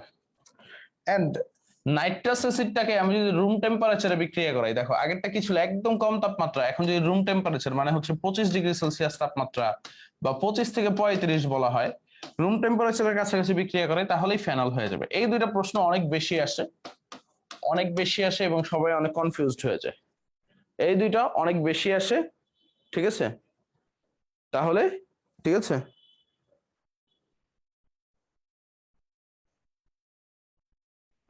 একদম সিম্পল ভাবে ফেনল হয়ে যাবে। তারপরে আসো আমরা সবচেয়ে ইম্পর্টেন্ট একটা বিক্রিয়া, পরীক্ষায় আসে এটা, কার্বিল অ্যামিন বিক্রিয়া। ক্লোরোফর্ম CHCl3 ইউজ করলাম, এটাকে কি বলা হয়? ক্লোরোফর্ম। তার সাথে যদি পটাশিয়াম হাইড্রোক্সাইড দেই, অ্যালকোহলিক এবং 60 থেকে 70 ডিগ্রি সেলসিয়াস তাপমাত্রা দেই, তাহলে তৈরি হবে ফিনাইল কার্বিলামিন। কি তৈরি হবে ভাই? Phenyl carbylamine. এটাকে কি বলা হয়? ফিনাইল ফিনাইল কার্বিলামিন বলা হয়। ফিনাইল কার্বিলামিন বলা হয়। Phenyl carbylamine. এই বিক্রিয়াটা অনেক গুরুত্বপূর্ণ। ফিনাইল কার্বিলামিন এটা আমাদের জন্য অনেক বেশি গুরুত্বপূর্ণ। ঠিক আছে, ফিনাইল কার্বিলামিন। তারপর দেখো, আমরা যদি কনসেন্ট্রেটেড নাইট্রিক অ্যাসিড HNO3 আর কনসেন্ট্রেটেড সালফিউরিক অ্যাসিড দিই H2SO4, ঠিক আছে, তো আমাদের কি তৈরি হবে? অ্যানিলিনের ক্ষেত্রে শুধুমাত্র মেটা নাইট্রো অ্যানিলিন তৈরি হয়। একটু খেয়াল করো, অ্যানিলিন অর্থপ্যারা নির্দেশক, বাট নাইট্রেশন এই ব্যতিক্রমটা মাথায় রাখবা, মেটা নাইট্রো অ্যানিলিন তৈরি হয়। এই ব্যতিক্রমটা অলওয়েজ মাথায় রাখবা। কি তৈরি হয়? মেটা নাইট্রো অ্যানিলিন তৈরি হয় আর কি। ঠিক আছে, মেটা নাইট্রো অ্যানিলিন তৈরি হয়, এই জিনিসটা একটু মাথায় রাখো, তাইলেই হবে। অ্যানিলিন থেকে কি তৈরি হয়? মেটা নাইট্রো অ্যানিলিন তৈরি হয় আর কি। এবং এই যে কার্বিল অ্যামিন বললাম, এটা কিন্তু প্রাইমারি অ্যামিন বা 1 ডিগ্রি অ্যামিনের শনাক্তকরণ বিক্রিয়া। 1 ডিগ্রি অ্যামিন বা যেটাকে আমরা বলি প্রাইমারি অ্যামিন, এর শনাক্তকারী বিক্রিয়া।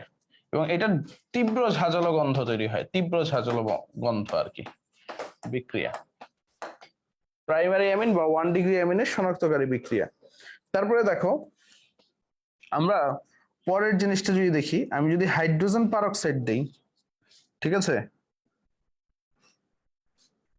ধরো CH3COCl দিলাম, এসিটাইল ক্লোরাইড, তো আমার কি তৈরি হবে? এসিটানিলাইট তৈরি হবে। আমার তৈরি হবে হচ্ছে NH COCH3, এটার নাম কি? এসিটানিলাইট। এসিটানিলাইট, এসিটানিলাইট, হ্যাঁ, এসিটানিলাইট তৈরি হবে। ওকে, এসিটানিলাইট তৈরি হবে।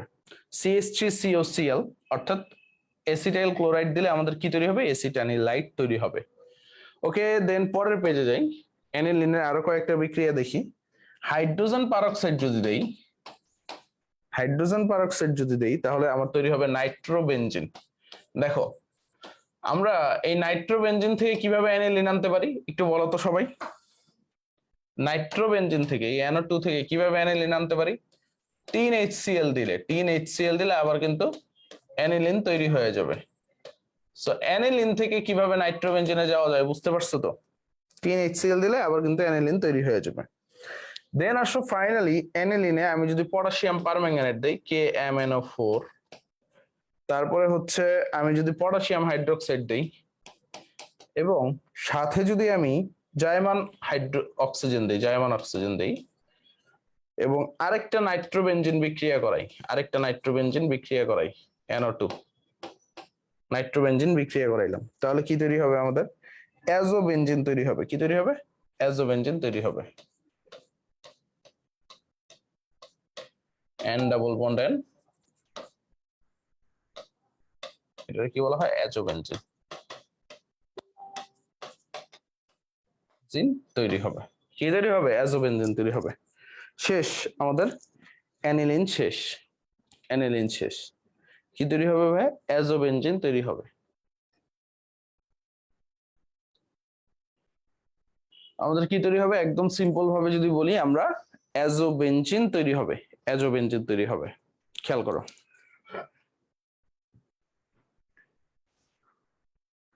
এখন আমাদের বাকি আছে কার্বক্সিলিক অ্যাসিড। কার্বক্সিলিক অ্যাসিডটা পড়লেই আমাদের মোটামুটি সব শেষ। সো আমরা সেদিকেই দেখি।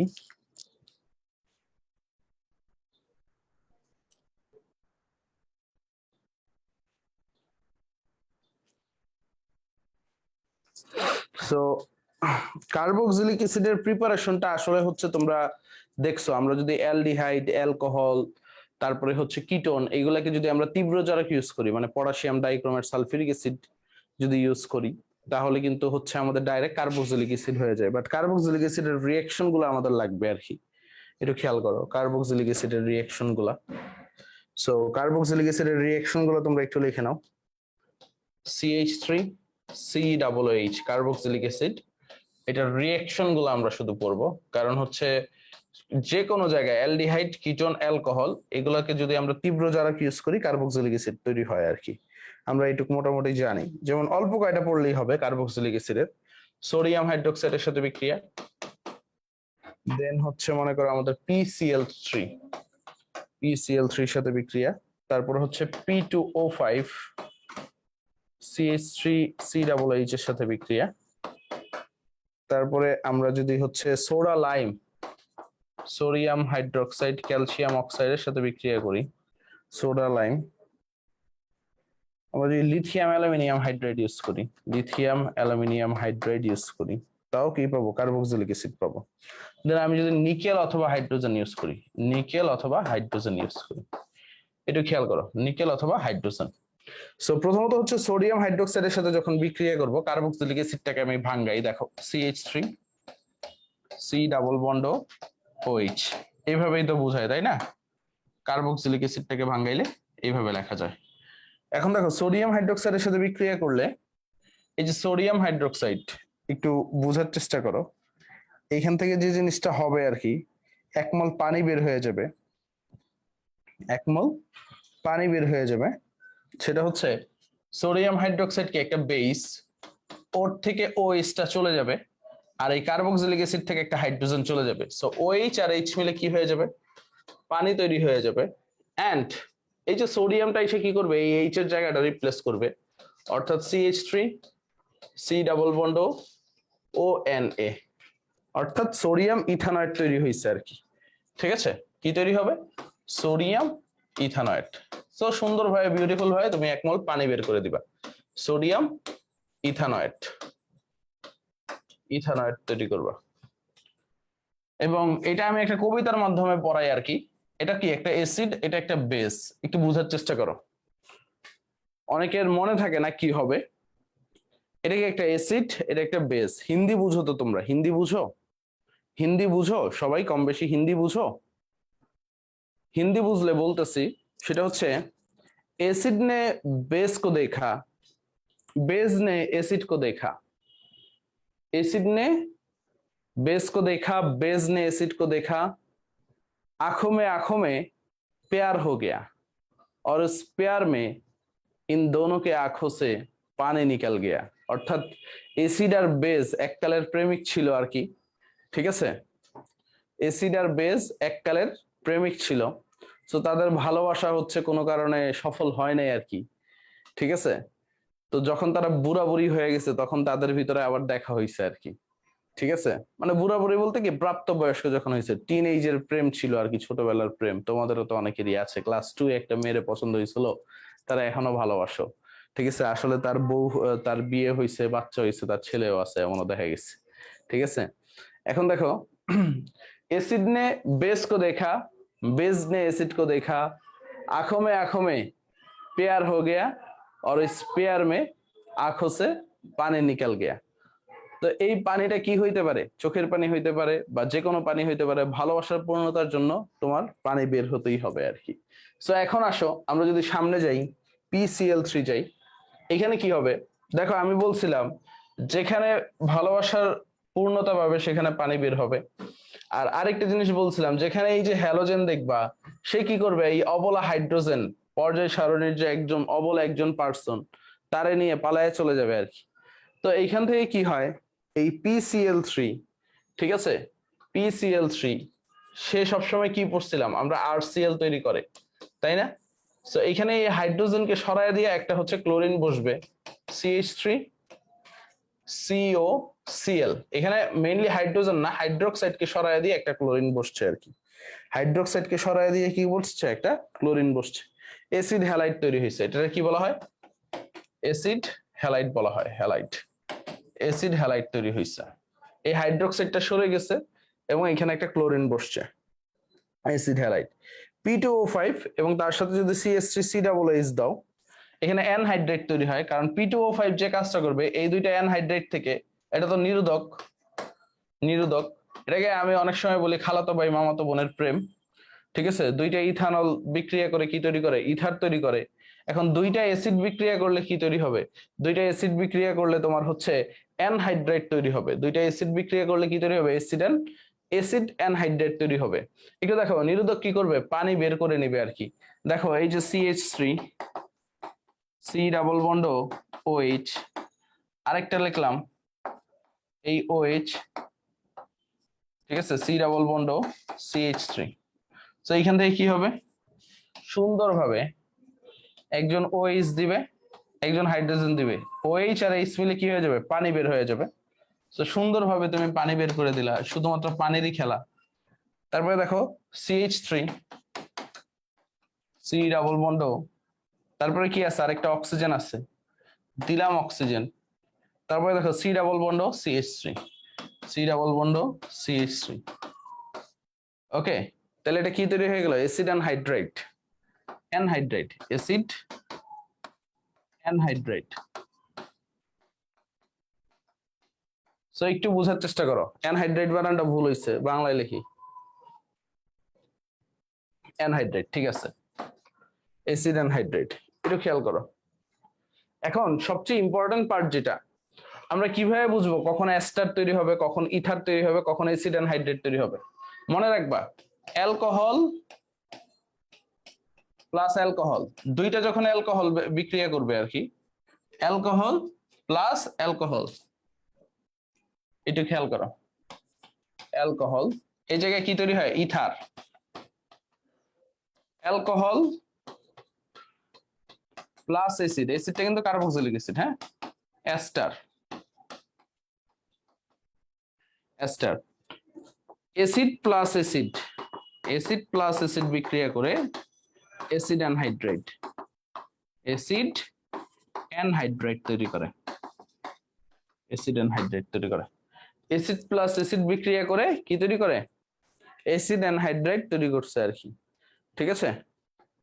এখন আসো, সোডা লাইম, এই অ্যাসিডিক অ্যাসিড, মানে এখানে যদি আরেকটু বেজ অ্যাড করো, সোডিয়াম ইথানয়েড তৈরি হবে। সো দেন কি তৈরি করে, সোডিয়াম, সোডা লাইম থাকলেই কি অ্যালকেন তৈরি হবে, ডিকার্বক্সিলেশন বিক্রিয়া। এখানে কিন্তু আরেকটা ধাপ হয় আর কি, ওই ধাপটা দেখানো দরকার নাই। সো মাঝে মাঝে তোমার পরীক্ষা এইভাবে কনফিউজ করতে পারে, তোমার সোডা লাইম দিয়ে দিতে পারে অ্যাসিডিক অ্যাসিডের সাথে, তখনও কি তৈরি হবে, মিথেন তৈরি হবে। লিথিয়াম অ্যালুমিনিয়াম হাইড্রাইড, তীব্র বিজারক, তাই না? তো আমরা পড়াইছিলাম, একটা টেকনিক পড়াইছিলাম, অ্যালকোহল, অ্যালকোহলে যদি জারক ইউজ করো, অ্যালডিহাইড, ঠিক আছে, অ্যালডিহাইডে যদি জারক ইউজ করো, অ্যাসিড তৈরি হবে, তাই না? বাট উল্টাটা, মানে তুমি যদি তীব্র জারক ইউজ করো, একবারে এক লাফে অ্যাসিড আসবে, অ্যাসিড থেকে যদি তীব্র বিজারক ইউজ করো, এক লাফে অ্যালকোহলে যাবে। তো এই অ্যাসিড তীব্র বিজারক ইউজ করছি, দুইটা কার্বন, দুই কার্বন বিশিষ্ট অ্যালকোহল তৈরি হবে, CH3 CH2OH, কি হবে, CH3 CH2OH, দুই কার্বন বিশিষ্ট অ্যালকোহল তৈরি করছে। একদম সিম্পল, তীব্র বিজারক ইউজ করছি, দুই কার্বন বিশিষ্ট অ্যালকোহল তৈরি হয়েছে আর কি। এখন আসো লাস্ট, নিকেল আর হাইড্রোজেন ইউজ করলে কি হবে, নিকেল আর হাইড্রোজেন, নিকেলও কিন্তু তীব্র বিজারক, এই জিনিসটা মাথায় রাখবা। এই ক্ষেত্রেও সেম জিনিস, অর্থাৎ ইথানল তৈরি হবে, যে কয়টা কার্বন থাকবে সেই কয় কার্বন বিশিষ্ট, সে কয় কার্বন বিশিষ্ট তোমরা হচ্ছে অ্যালকোহল তৈরি করে দিবা। সো অফিসিয়ালি আমরা হচ্ছে জৈব যৌগ শেষ করেও করছি না, কারণ হচ্ছে আরেকটা ক্লাস নিব আমি, সেটা হচ্ছে যত নামধারী বিক্রিয়া আছে সেইটা পড়াবো, সেখানে আমাদের অ্যালডল আসবে, ক্যানিজারও আসবে, ঠিক আছে। নামধারী বিক্রিয়াগুলো ঢাকা বিশ্ববিদ্যালয় সহ দেশের অন্যান্য বিশ্ববিদ্যালয়ের জন্য অনেক বেশি গুরুত্বপূর্ণ, ইনশাল্লাহ সবকিছু শিখাই দিব আর কি।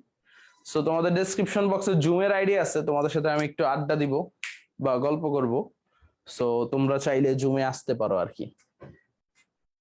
আর জুমে যে ছেলেটা দায়িত্ব ছিল, ভাইয়া তুমি কি অ্যাক্টিভ আছো না ঘুমায় গেছো? জি ভাইয়া আছি। আচ্ছা, অনেকে হাতটা তুলছে, হ্যাঁ, নোট করবো। হ্যাঁ একজন একজন করে আনমিউট করো। এই আস্তে, হ্যাঁ এনাফ। আসসালামু আলাইকুম ভাইয়া। ওয়ালাইকুম আসসালাম, কেমন কি আছেন অবস্থা? ভাইয়া? আছি ভাই, ভালো আলহামদুলিল্লাহ। আছি। ভাই আমার বলো, দুইটা কোশ্চেন আছে, হ্যাঁ দুইটা হ্যালো, কোশ্চেন আছে ভাইয়া। জি জি বলো। প্রথম কোশ্চেনটা হলো ভাইয়া, কনসেপ্ট বুকে যে টাইপ গুলো আছে ওই টাইপ থেকে কিছু কিছু টাইপ আছে যেগুলো থেকে ভাইয়া সব ইউনিভার্সিটি প্রশ্ন করছে, হুম আবার কিছু টাইপ আছে যেগুলো থেকে প্রশ্ন করা হয়নি। যেগুলা থেকে করা হয়েছে ওইগুলার যদি আমি এই কনসেপ্ট ক্লিয়ার করি তাহলে কি রিটেনের জন্য আলাদা প্রিপারেশন নিতে হবে? রিটেনের জন্য আমি তোমার যদি বলি, কেমিস্ট্রির জন্য হচ্ছে আমরা যতটুকু পড়াই দিচ্ছি আর কিছু লাগবে না। ফিজিক্সে হচ্ছে অপর ভাইয়ের লেকচার গুলো দেখতে হবে, কারণ ঢাকা বিশ্ববিদ্যালয়ে কঠিন করে ফিজিক্সের রিটেনটাই। ম্যাথের যে রিটেন আসে মোটামুটি হচ্ছে তুমি 2-3টা পারবা, আর একটা হচ্ছে একটু ভিতর থেকে দিবে আর কি। সো কনসেপ্ট বুক গুলাও পড়তে পারো, ভালো, বাট ওভারঅল বেসিকটা ক্লিয়ার রাখো সবকিছুরই, কারণ হচ্ছে রিটেনটা 2 বছর ধরে আস্তে আস্তে তো বলা যায় না কোন জায়গা থেকে আসে আর কি। ঠিক আছে, বাট কমন টপিক থেকে আসতেছে, বাট রিটেনটা একটু পেঁচায় দেয়, ওই ক্ষেত্রে একটু সচেতন থাইকো। জি ভাই, আরেকটা হইলো গিয়া যে মানে কোন ইউনিভার্সিটিতেই যে টাইপ গুলা থেকে প্রশ্ন করা হয় নাই ভাইয়া, ওই টাইপ গুলা কি পড়বো? একবার করে দেখে রাখো, কারণ হচ্ছে তোমার ওই টাইপ যে ভবিষ্যতে কাজে লাগবে না এমন না, বুঝতে পারছো? সবকিছুই ভবিষ্যতে কাজে লাগবে। ধরো তুমি একটা স্টুডেন্ট পড়াইতে গেলা, বা তুমি প্রথম যে 2 বছর পড়বা যে ডিপার্টমেন্টে পড়বা, এই এইচএসসি এর বেসিক গুলাই কিন্তু 100% কাজে লাগবে। সো আপাতত একবার দেখে রাখতে পারো, বাট যেগুলো বেশি বেশি আসছে ওইগুলো বারবার পড়ো, তাইলেই হবে। জি ভাইয়া, অসংখ্য ধন্যবাদ, জাযাকাল্লাহ। আসসালামু আলাইকুম ভাইয়া। ওয়ালাইকুম আসসালাম। ভালো আছেন? আলহামদুলিল্লাহ। হ্যাঁ, এই তো ভাইয়া, আছি আলহামদুলিল্লাহ। বলো। ক্লাস তো অনেক করলাম আপনার, আজ থেকে তো আপনার মনে করেন অফিসিয়ালি শেষ হইলো। অফিসিয়ালি এখনো শেষ হয়নি, আরেকটা ক্লাস আছে। ধরেন আরেকটা ক্লাস হলে ইনশাল্লাহ হয়ে যাবে।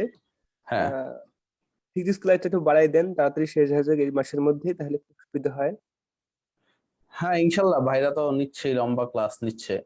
আরেকটা এখন সমস্যা আমরা তো কোনো কিছু বাদ দিয়ে পড়াইতে পারি না। এখন চ্যাপ্টার শেষ 2 ভাবে হইতে পারে। চ্যাপ্টার শেষ জি, হ্যাঁ এই আমি তো জিনিসগুলো ইম্পর্টেন্ট, এগুলা পড়াশোনা কইরো। আর আরেক ভাবে হইতে পারে চ্যাপ্টার শেষ হ্যাঁ তোমার সব পড়ায় শেষের মতো শেষ করে দিচ্ছে আর কি। কারণ একদম আমরা তো কোনো কিছু তাড়াহুড়া করে শেষ করি নাই, বা মেডিকেল এক্সামের আগে হ্যাঁ হ্যাঁ এই জিনিসগুলো পড়ে নিও চ্যাপ্টার শেষ, এটা কিন্তু করি নাই। তোমরা আমার তো একটা আরো সমস্যা 4-5 আছে জায়গায় ভাইয়া, পড়তেছো আর কি। হ্যাঁ, আমার একটা ওকে, সমস্যা সমস্যা আছে। নেই। হুম, বলো। আমার সমস্যাটা কি, আমি পড়াশোনা করলাম, ধরেন যে রাত 12টা বাজলো, 1টা বাজলো, তারপর ঘুমাবো না, মানে হুম, অস্থির লাগে, মানে পড়া বাদ হইলো না, আমার থেকে কেউ বেশি পড়তেছে, আমার তো হচ্ছে না, আমি আরো বেশি পড়বো, মানে ঘুমাইতে পারি না, ঘুমাইলে ঢাকা ভার্সিটির চোখ আমার সামনে ভাসিয়ে ওঠে। এখন ঘুমের টেনশনে পড়া হয় না, পড়ার টেনশনে ঘুম হয় না, এটাই আমার খুব সমস্যা করতেছে। আচ্ছা, পড়ার টেনশনে ঘুম না হইলে তুমি ঠিক আছো, বাট ঘুমের টেনশনে যদি পড়া না হয় তাহলে তুমি ভুল পথে আছো। কারণ হচ্ছে মানে আমি রাত লাইফ, 2টা বাজে ঘুমাবো না, ঘুমিয়ে আসে না, আমার খালি পড়তে মন চায়, কিন্তু ঘুম নাহলে তো পরের দিন ভালো লাগে না, এরকম একটা সমস্যা হয়তো আচ্ছা তুমি, মানুষের। তোমার নাম কি? আব্দুর রহিম। আব্দুর রহিম। আচ্ছা, তুমি কি নামাজ পড়ো 5 ওয়াক্ত? হ্যাঁ। আচ্ছা, নামাজ পড়ে আল্লাহ তাআলার কাছে বেশি বেশি দোয়া পড়বা আর কি, যে আল্লাহ আমার ঘুমটাকে আপনি সঠিক টাইমে দিয়ে দেন। আর তুমি 5 ওয়াক্ত নামাজ পড়লে, এশার নামাজ পড়ার পরে তুমি হচ্ছে মাথায় চিন্তা রাখবা হচ্ছে আমার যদি ঘুম নাও আসে আমি তাহাজ্জুদের নামাজ পড়বো, বা তুমি কোরআন তেলাওয়াত করবা। যখন ঘুম আসবে না কোরআন তেলাওয়াত করবা, ঠিক আছে? তাহলে দেখবা ব্রেনটা কুল হচ্ছে, তোমার মস্তিষ্কটা ঠান্ডা হচ্ছে। এটা আর ট্রু বিষয়টা কি কিন্তু। ভাইয়া, আরেকটা কথা হচ্ছে, দেখবা আমি আস্তে কিন্তু আস্তে ঘুম একবারে আসতেছেই। এবং কোরআন আরেক তেলাওয়াত করলেও আর ঘুম না আসলেও মোবাইল আছে না, মোবাইলে হচ্ছে কোরআন তেলাওয়াত ছাইড়া রাখবা, দেখবা আস্তে আস্তে ঘুম শুনতে আইসা ঘুমাবো। গেছে।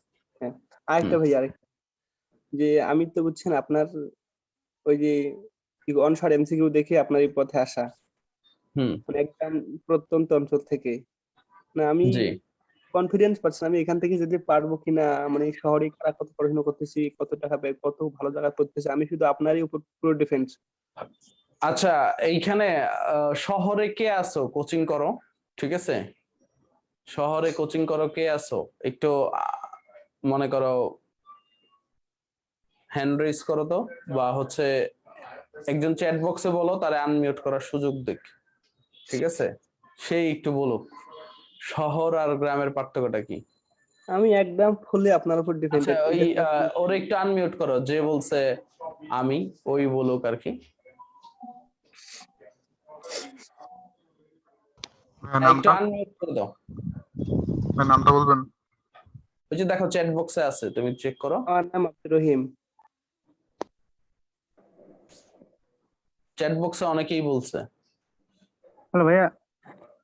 হ্যাঁ, হুম তো পার্থক্যটা আসলে একটু বুঝাই দেন তো, কতটুকু আপনারা পাচ্ছেন আর কতটুকু আমরা বঞ্চিত হচ্ছি কিনা কোনো কিছু থেকে, অনেক কিছু আচ্ছা ঠিক কম আছে, পাচ্ছি দাঁড়াও কিনা। না, শহরের একজন আনমিউট করুক তাইলেই হবে। জি ভাইয়া। হ্যাঁ বলো একটু, আরে শহর আর গ্রামের পড়ালেখার পার্থক্যটা বলো, কোনো পার্থক্য আছে কিনা এখানে? কোচিংয়ে তো ভাইয়া তাড়াতাড়ি শেষ করা হয়, এর জন্য তেমন কোনো পার্থক্যই থাকে না ভাই। আর ক্লাসে ভাই ক্লাসে কিছু যায় না। উপর দুপুর দিয়ে ভাই একটা মানে সাধারণ একটা ধারণা দেওয়া হয়।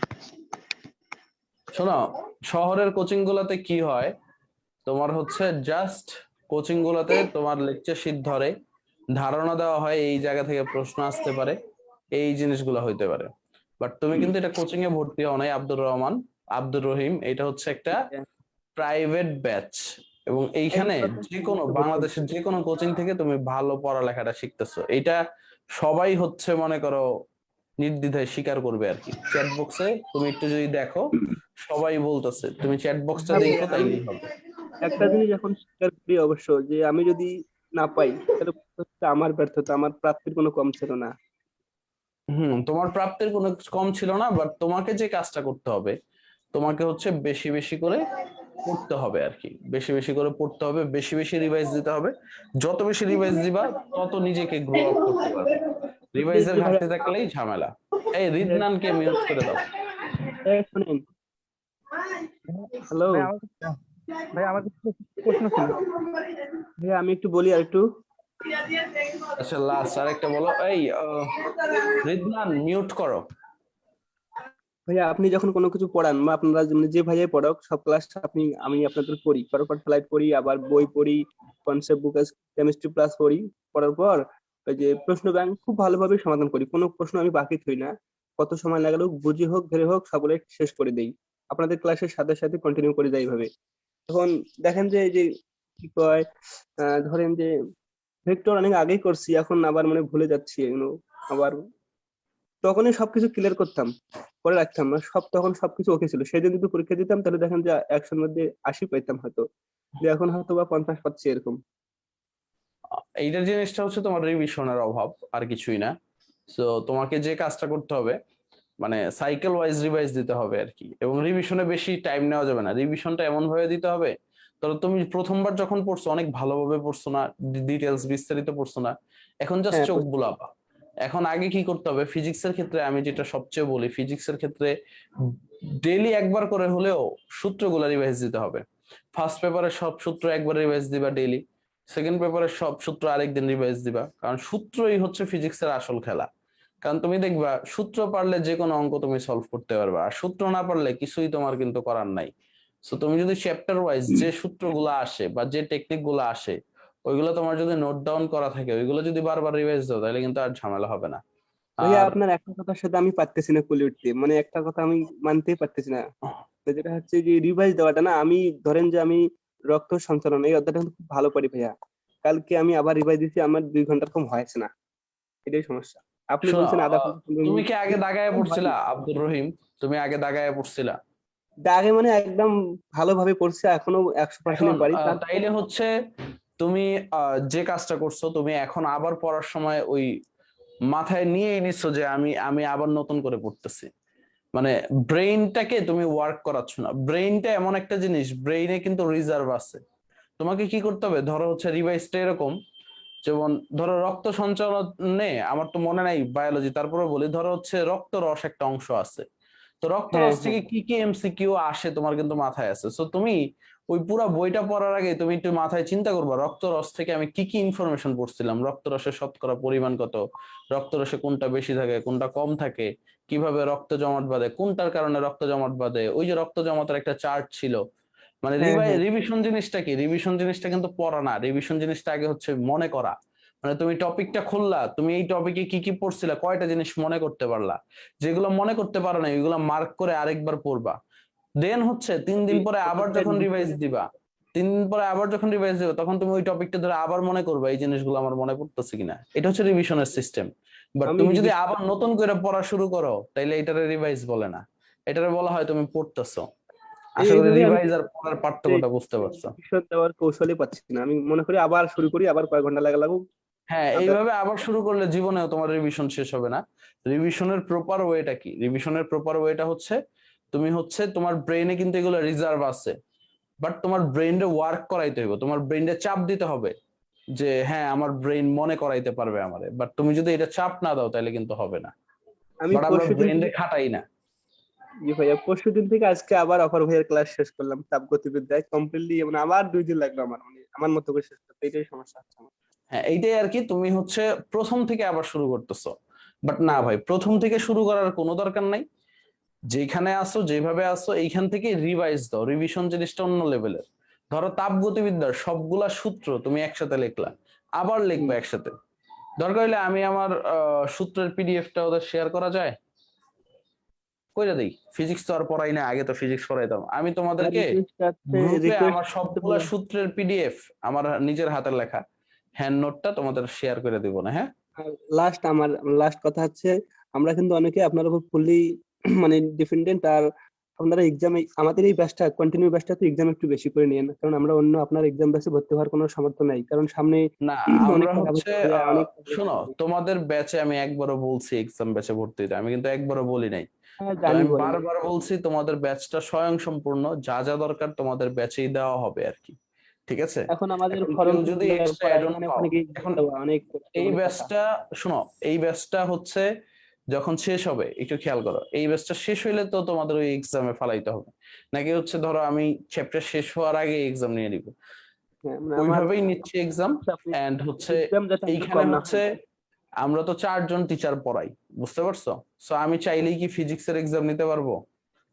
না। ফিজিক্স এর এক্সাম নিবে অপর ভাই চিন্ময় ভাই, বুঝতে পারছো? আমি চাইলেই কি ম্যাথের এক্সাম নিতে পারবো? আমি চাইলেই কি বায়োলজির একটা এক্সামের প্রশ্ন করে নিতে পারবো? পারবো না কিন্তু। বুঝতে পারছো ব্যাপারটা? ব্যাপারটা হচ্ছে সবার যখন শেষ হবে, হ্যাঁ আমরা সম্মিলিতভাবে মডেল টেস্ট নিতে পারবো। বাট অপর ভাই কতটুকু পড়াইছে ওই পড়ানোর উপর বেস করেই তো এক্সামটা নিবে অপর ভাই। নাকি ওই পড়ানোর বাইরে আমি তাপগতিবিদ্যার আরো 2টা জিনিস যদি তোমারে দিয়ে দেই, তাহলে তো ঝামেলা, তাই না? তুমি ভালো তো বুঝবেন কোনটা কোন পরীক্ষা নিতে হবে। হ্যাঁ, বুঝতে পারছো? তো এই কারণে টিচারদের উপরে ছেড়ে দিচ্ছে। আর ওইখানে এক্সাম ব্যাচটা যেটা, ওইটা হচ্ছে আমি আমার নিজের তত্ত্বাবধানে মেনটেন করতেছি, বুঝতে পারছো? জি ভাই। তো এইটাই পার্থক্য। এইখানেও তোমাদের পর্যাপ্ত পরিমাণ এক্সাম নেওয়া হবে, আর এমন না যে এই ব্যাচে তোমাদের আমি কোনো কিছু কম দিচ্ছি আর সামনেও কিছু কম দিব। কারণ হচ্ছে you guys are my major priority. কারণ হচ্ছে তোমরা এখানে প্রায় 14,000 স্টুডেন্ট, আর ওইখানে আমরা এক্সাম জানি আমরা প্রিয় ব্যাচ, এটা খুব ভালো ব্যাচ, আমরা জানি। বুঝতে পারছো? তো কখনোই তোমরা নিজেদেরকে লো ফিল করবা না, কখনোই চিন্তা করবা না যে তোমাদের ব্যাচে এক্সাম কম পাবা, এরকম কিছুই না, ঠিক আছে? বাট জি ভাই, অনেক স্টুডেন্ট আমাকে রিকোয়েস্ট করছিল যারা এই ব্যাচে ভর্তি হবে না, তাদের সব শেষ, তাদের শুধু এক্সাম ব্যাচ দরকার। কিছু স্টুডেন্ট আছে না অনেক ভালো, অনেক আগেই শেষ করে রাখছে, তাদের জন্য ওই এক্সাম ব্যাচটা। বুঝতে পারছো জি ভাই, অন্যকে কথা পার্থক্যটা? বলতে আমার কথা ওকে, শেষ। ধন্যবাদ। এখন অন্যদেরকে দেই আর কি। আসসালামু আলাইকুম। ওয়ালাইকুম আসসালাম।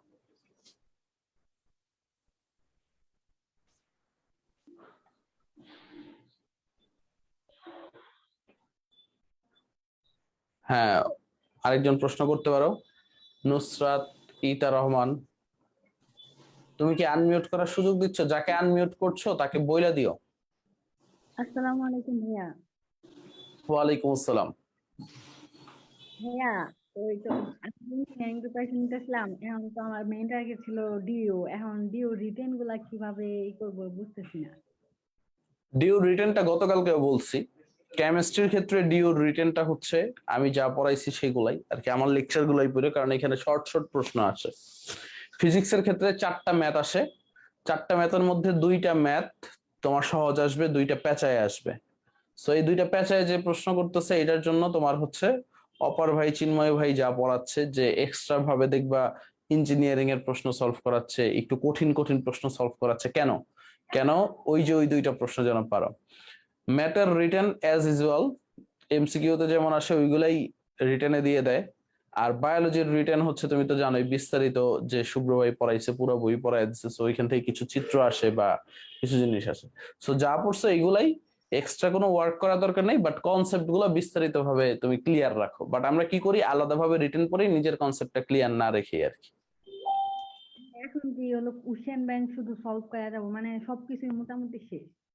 হ্যাঁ, কোয়েশ্চেন ব্যাংকটা বারবার সলভ করো, বারবার, মানে অ্যাটলিস্ট যেন তোমার 10 থেকে 12 বার রিভাইজ দেওয়া থাকে তোমার ডিওর কোয়েশ্চেন ব্যাংকটা। আচ্ছা ভাইয়া, ধন্যবাদ। ওয়েলকাম।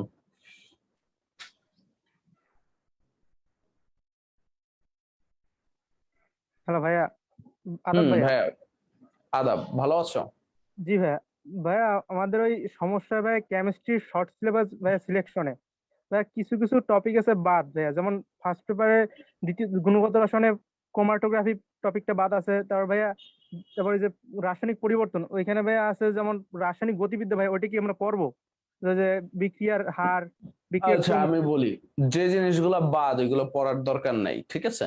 যেমন হচ্ছে বিক্রিয়ার হার, বিক্রিয়ার ক্রম, যেগুলো পড়াইছিলাম তোমাকে, বিক্রিয়ার হারের উপর প্রভাব বিস্তারকারী নিয়ামক সমূহ, আরহেনিয়ার সমীকরণ, ওইটা পড়ার দরকার নেই। আবার শেষের অংশ যেমন তাপগতিবিদ্যাও নাই কিন্তু তোমার, ঠিক আছে? যেমন হচ্ছে তোমাকে পড়াইছিলাম সংগঠন তাপ, দহন তাপ, ঠিক আছে? এই জিনিসগুলা পড়ার দরকার নেই আর কি। শর্ট সিলেবাসটা তোমাদেরটা অনেক সুন্দরভাবে গুছিয়ে দিছে। 21 ব্যাচের যে শর্ট সিলেবাসটা আছে, টপিক টপিক একদম স্পেসিফিক ভাবে বলে দিছে, যেগুলা দিছে ওইগুলাই বারবার পড়ো।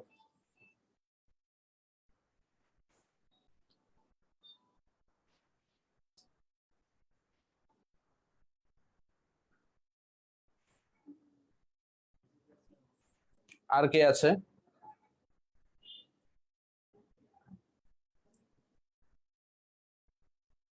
আদিহা এই ইসলাম কারিম, আপু, আপনি? জি জি ভাই বলেন। ওই যাকে আসসালামু আনমিউট আলাইকুম ভাইয়া। তার নাম বইলো। হ্যাঁ, ওয়ালাইকুম আসসালাম। ভাইয়া আমি মূলত গ্রামের, তাই আমার রেকর্ড ক্লাস করা লাগে। কেমিস্ট্রি, বায়োলজি, ম্যাথ এগুলা সব শেষ, কোয়েকশন ব্যাংক সলভ করাও শেষ, কিন্তু ফিজিক্স একটু পিছিয়ে আছি। এখন আমি কি করব? ক্লাস করা শেষ কিন্তু কোয়েকশন ব্যাংক সলভ করা হয়েছে না। কোয়েশ্চেন ব্যাংক দ্রুত শুরু করো, কারণ হচ্ছে ফিজিক্স কোয়েশ্চেন ব্যাংক সলভ না করলে আসলে তুমি বুঝবাই না ধাঁচটা আর কি। বারবার প্র্যাকটিস করো, এবং তুমি ফিজিক্স কোয়েশ্চেন ব্যাংক সলভ করতে গিয়ে আবার কেমিস্ট্রি বায়োলজি ম্যাথ এগুলো আবার রিভাইজ দিয়ে বন্ধ রাখো না, ওইগুলা রিভাইজ দিতে থাকো। পাশাপাশি ডেইলি হচ্ছে তোমার যেহেতু 10টা চ্যাপ্টার, ডেইলি একটা চ্যাপ্টার করে শেষ করার প্ল্যান নাও, তাহলে দেখবা টানা 10 দিনে টানা শেষ করে ফেলবা। আগে এইভাবে করো, প্রথম ধাপে ঢাবি শেষ করো, দ্বিতীয় ধাপে তুমি হচ্ছে রাজশাহী শেষ করো, তৃতীয় ধাপে জাহাঙ্গীরনগর শেষ করো। বুঝতে পারছো? এইভাবে জি করলে ভাইয়া। আশা করি তুমি কনফিডেন্স গ্রো আপ হবে, এবং ঢাবি করলে দেখবা ম্যাক্সিমাম ইউনিভার্সিটির অনেকগুলো টাইপই কভার আপ হয়ে গেছে আর কি। ভাইয়া আর একটা প্রশ্ন। জি। প্রথমত আমি রুটিন মাফিক চলাফেরা করতাম, মানে ঘুমাইতাম ঠিক মতো, নামাজ টামাজ পড়ে। কিন্তু ইদানিং যখন ওয়েব অ্যাপের মধ্যে টাইমার দেওয়া হয়েছে, ডিউ টাইমার, এটা দেখলেই ভয় করে, এখন ঠিক মতো ঘুম হয় না। ও আচ্ছা, ঠিক আছে, এটা আসলে স্বাভাবিক, যাদের হচ্ছে বড় ড্রিম থাকে ঠিকভাবে, মানে ড্রিমের তাড়নায় আর কি ঘুমটা ওইভাবে আসে না আর কি, মানে টেনশন কাজ করে, এবং মেয়েদের ক্ষেত্রে এটা বেশি কাজ করে। সো এটার জন্য তুমি একটাই তোমাদের হচ্ছে সলিউশন, সেটা হচ্ছে সৃষ্টিকর্তার কাছে বেশি বেশি প্রেয়ার নেওয়া।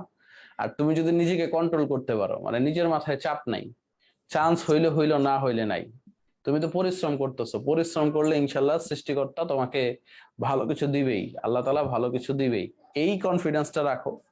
পরিশ্রমীরা কখনো ব্যর্থ হয় না, বা পরিশ্রম কখনো বিফলে যায় না আর কি, এবং পরিশ্রমের উপরেই তার ভাগ্য নির্ধারণ হয়, এই জিনিসটা একটু মাথায় রাখবা। তাহলেই হচ্ছে দেখবা আর চিন্তা নাই, এবং রিল্যাক্স মুডে করার চেষ্টা করবা, ঘুমানোর চেষ্টা করবা। আর যদি হচ্ছে রাতে ঘুম না হয়, তাহলে দিনের ঘুমটা বর্জন করো, বা হয়তো বা তোমার যেহেতু রাতে ঘুম হয় না, অবশ্যই তোমার দিনে বা বিকালে যে কোনো একটা সময় তুমি ঘুমাও। তো ওই ঘুমটা না ঘুমানোর চেষ্টা করো, তাহলে তোমার শরীরটা কি হবে, একটু ক্লান্ত হবে, দেন তুমি রাতে ঘুমাইতে পারবা। আমি কি ধরতে পারছি আচ্ছা তোমার ভাই। যে রাতে দিনে ঘুমাও তুমি? না ভাই, আমি দিনে প্রথমত ঘুমাইতাম না, রাতকেই ঘুমাইতাম, কিন্তু ওই টাইমারটা দেওয়ার পর থেকে আমার এখন ঘুম টুম হইতে কিচ্ছু হয় না ভালোভাবে, মানে অনেক আচ্ছা, চিন্তা হয়। আচ্ছা, যাক, চিন্তা করার কোনো কারণ নাই। আর তুমি এখন দিনে একবারেই ঘুমাবা না, ঠিক আছে? যত কষ্টই হোক রাতে ঘুমাবা, আর চেষ্টা করবা তাহাজ্জুদের নামাজ পড়ার, আর 5 ওয়াক্ত নামাজ মিস দেওয়া যাবে না। কোরআন তেলাওয়াত ভালোভাবে জি ভাইয়া। করো, ইনশাল্লাহ জি ভাইয়া। দেখবা মনের জি ভিতরে ভাইয়া পড়ি। শান্তি বিরাজ করবে আর কি। আচ্ছা ভাই।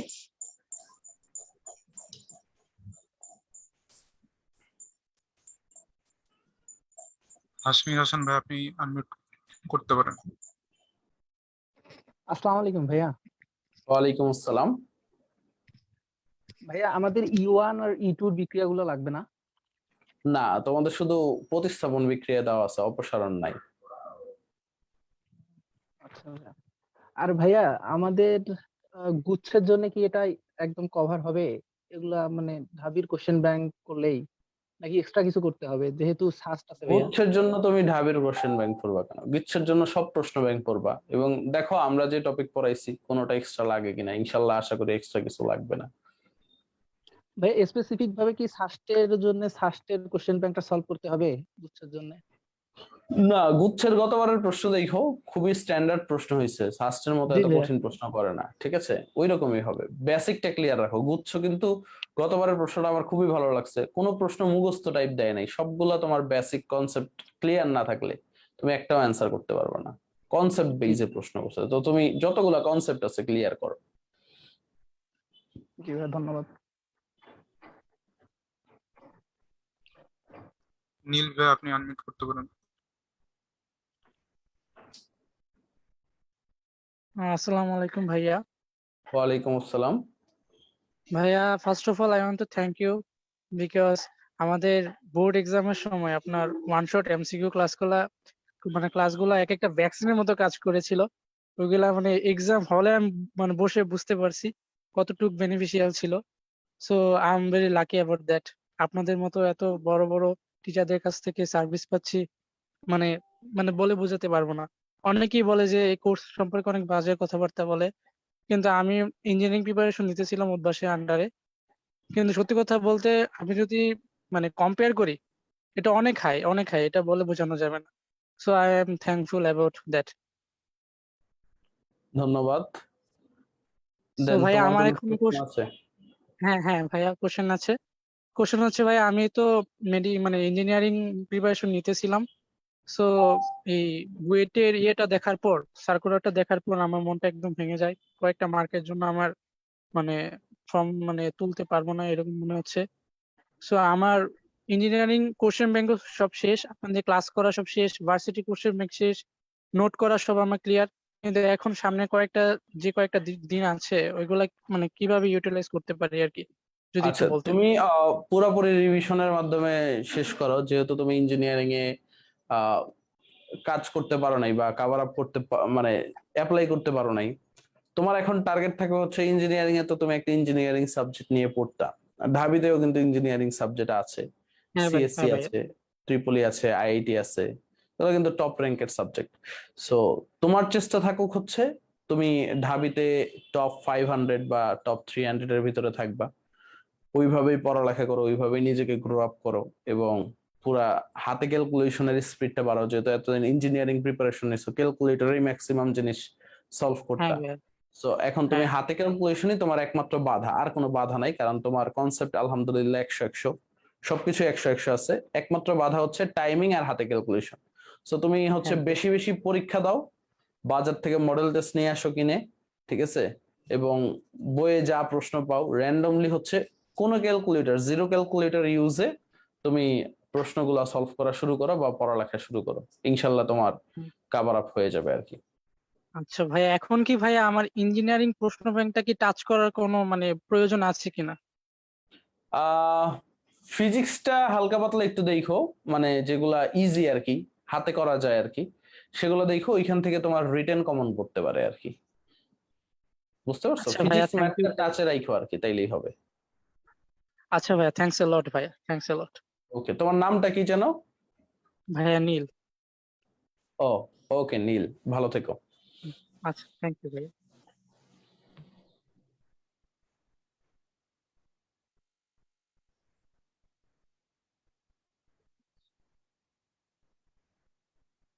আসসালামু আলাইকুম ভাইয়া।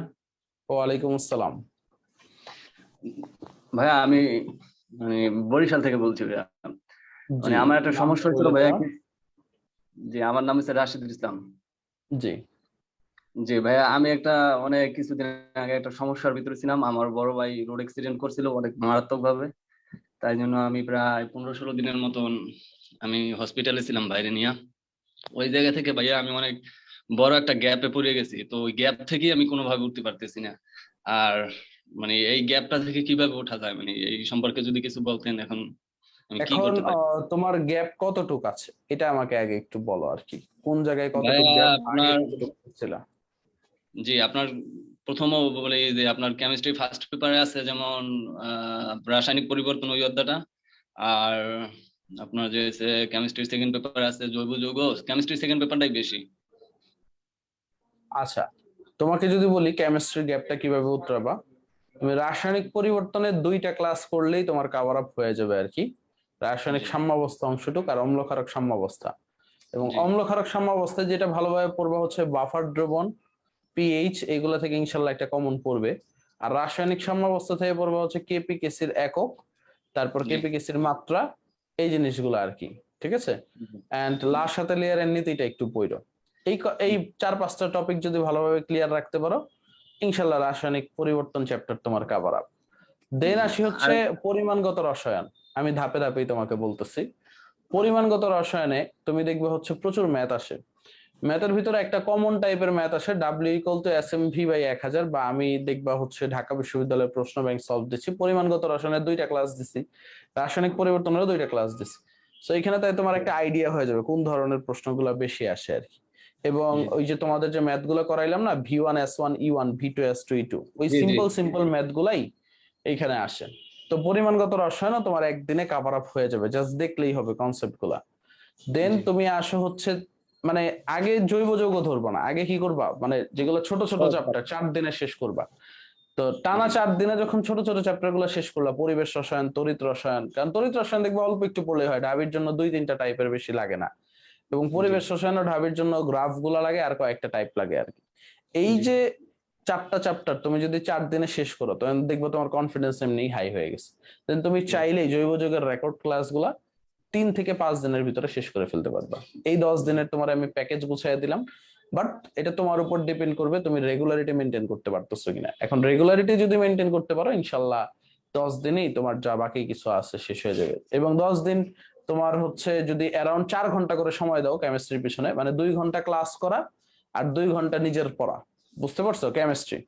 জি এই 4 ঘন্টা দিবা কেমিস্ট্রিতে, বাকি 5 থেকে 6 ঘন্টা দিবা অন্য সাবজেক্টে, বুঝতে পারছো। এখন তোমার অবস্থাটা এমন হবে, মানে এভরি এডমিশন স্টুডেন্ট, যদি ট্রুলি বাস্তবতা বলি, মানে তোমার গোসল, তোমার নামাজ, তোমার খাওয়া বাদে তোমার হচ্ছে বাকি যা সময় আছে তোমার পড়ালেখার সাথে ওতপ্রোতভাবে জড়িত। তোমার আর কোনো কাজ নাই, বাসায় যদি কাজ থাকে বইলে দিবা, আব্বা আম্মা আমার এখন কাজ দিও না, 1-1.5 মাস আমার কোনো কাজ নাই, আমার 1-1.5 মাস আমার একটু সময় দাও, নিজেরে গুছাই, মানে নিজের জি জন্য টাইম রাখবো।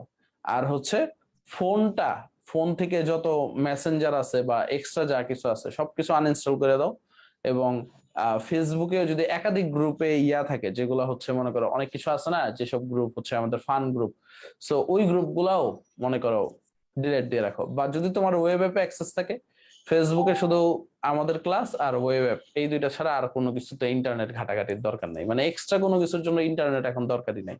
মানে যতটুকু জি পারো ইন্টারনেট ফ্রি থাকার চেষ্টা করো, কারণ ইন্টারনেট অনেক সময় নষ্ট করে। ধরো তুমি আজকে চিন্তা করলে আমি হ্যাঁ একটা রেকর্ড ক্লাস দেখতে যাব, তো রেকর্ড ক্লাস ঢোকার পথে ফেসবুকেই দেখলে একটা সুন্দর ভিডিও আসছে, একটা মিম আসছে, ট্রল আসছে, ওইটা দেখার পরে তুমি যে কখন ওই জগতে হারায় গেছে, আধা ঘন্টা পরে তোমার মনে আসবে যে আল্লাহ আমি তো ক্লাস করতে ঢুকছিলাম। তো এটা হচ্ছে ইন্টারনেটের পড়ালেখার সবচেয়ে বড় ডিসঅ্যাডভান্টেজ। জি। এটা কাটায় উঠতে পারলে ইনশাল্লাহ ভালো কিছু হবে। আর একটা কথা ভাইয়া, হুম। যে আমাদের যে এই যে মানে ভার্সিটি প্লাস মেরি বায়োলজির সকল কোর্স যে আপনার এখন যে বর্তমানে কিছু কিছু অধ্যায় বাকি আছে, ওইগুলো কি মানে রোজার মাসেই কমপ্লিট হবে? কারণ ভাইরা জানে রোজার মাসে কমপ্লিট না হলেও তোমাদের পরীক্ষার অ্যাটলিস্ট 15 দিন আগে শেষ করে দেওয়ার চেষ্টা করবে ভাইরা। আর ভাই আমাদের কি রিভিশন ক্লাস কি আপনারা পরবর্তীতে যেমন একটা টপিক একটা হ্যাঁ, চাপা? আমাদের যেভাবে চলতেছে একদম শেষ দিন পর্যন্ত এইভাবেই ক্লাস চলবে, তোমাদের পরীক্ষার আগের সপ্তাহ পর্যন্ত রুটিন রেগুলারই থাকবে। সিলেবাস শেষ হয়ে গেলে আমরা রিভিশন করবো আর কি, বুঝতে পারছো। যে সর্বশেষ আরেকটা কথা ভাইয়া, মানে বেয়াদবি মাফ করবেন যদি ভুল হয়, জানি না ভুল হইতেছে নাকি, যে ভাই আপনার যেমন শনিবার আর রবিবারের যে ক্লাস, এই রবিবার আর শনিবারের মধ্যে যেন আর অন্য কোনো ক্লাস না থাকে স্যার। ভাইয়া যদি থাকে তাহলে ওই সব ক্লাসের লগে না মেনটেন করতে পারি না টাইমটা। আর আপনার যদি শুধু একটা ক্লাসই থাকে তাহলে আমরা কোশ্চেন ব্যাংক ভালোভাবে অ্যানালাইসিস করতে পারি, আর রিটেন আচ্ছা, সাইডটাও। ওকে ঠিক আছে, আমরা তো এখন একদিনে একটা ক্লাসই রাখছি, বাট মাঝখানে হচ্ছে দেখা গেছে মেডিকেল পরীক্ষার আগে আমরা হচ্ছে অনেককে যেন একটু কনফিডেন্স দেওয়া যায়, এই কারণে আমরা কেমিস্ট্রি আর বায়োলজি একটু এক্সট্রা ক্লাস দিছিলাম। বাকিগুলো সমান্তর ধারাতেই আগাইছে কিন্তু। জি জি জি, এই নিয়মটা খুব ভালো লাগবে। জি জি, দোয়া করবেন। আসসালামু আলাইকুম। ওকে ঠিক আছে, আল্লাহ হাফেজ। জি, আল্লাহ হাফেজ। তাফিরুল ভাই আপনি আনমিউট করতে পারেন। ওয়ালাইকুম। ওয়ালাইকুম আসসালাম। মানে যদি নোটগুলা এবং কোশ্চেন ব্যাংকগুলো সুন্দর মতো সলভ করি, আমার কি মেইন বই পড়ার প্রয়োজন আছে? বায়োলজিটা মেন বই পড়ো, বাকিগুলো আপাতত দরকার নাই। আরেকটা প্রশ্ন আছে ভাইয়া, আমাদের শর্ট সিলেবাসে পড়তে হবে এখন হ্যাঁ, কোশ্চেন short ব্যাংক। syllabus। এখন আমি যদি শুধু শর্ট সিলেবাসের গুলা করি হবে না? হ্যাঁ, শর্ট সিলেবাসের গুলো করলেই হবে, আর এক্সট্রা লাগবে না। সো অলরেডি আজান দিয়ে দিছে, তো আজকে এই পর্যন্ত রাখি। ইনশাল্লাহ আমরা আগামী দিন বা তারপরে আবার একটু আড্ডা টাড্ডা দিব না, গল্প টল্প করবো না, ঠিক আছে? ভালো থাইকো, সুস্থ থাইকো। আজকে ইন্ট করি। হ্যাঁ, আমরা প্রায় আসবো না এইভাবে গাইডলাইন সেশনে, কোনো সমস্যা নাই। এখন থেকে চলবে, যেহেতু আমাদের সিলেবাস ম্যাক্সিমাম শেষ। গাইডলাইনটা সবচেয়ে বেশি জরুরি, বা তোমাদের রাইট ট্র্যাকে থাকা সবচেয়ে বেশি জরুরি। ইনশাল্লাহ ভালো থাইকো তোমরা। হ্যাঁ, অফ করে দাও, ইন্ট করে দাও। হ্যাঁ, দুইটাই ইন্ট করে দাও। এখানে ইন্ট করলে তো লাইভ ইন্ট হয়ে যাবে। হ্যাঁ, ইন্ট।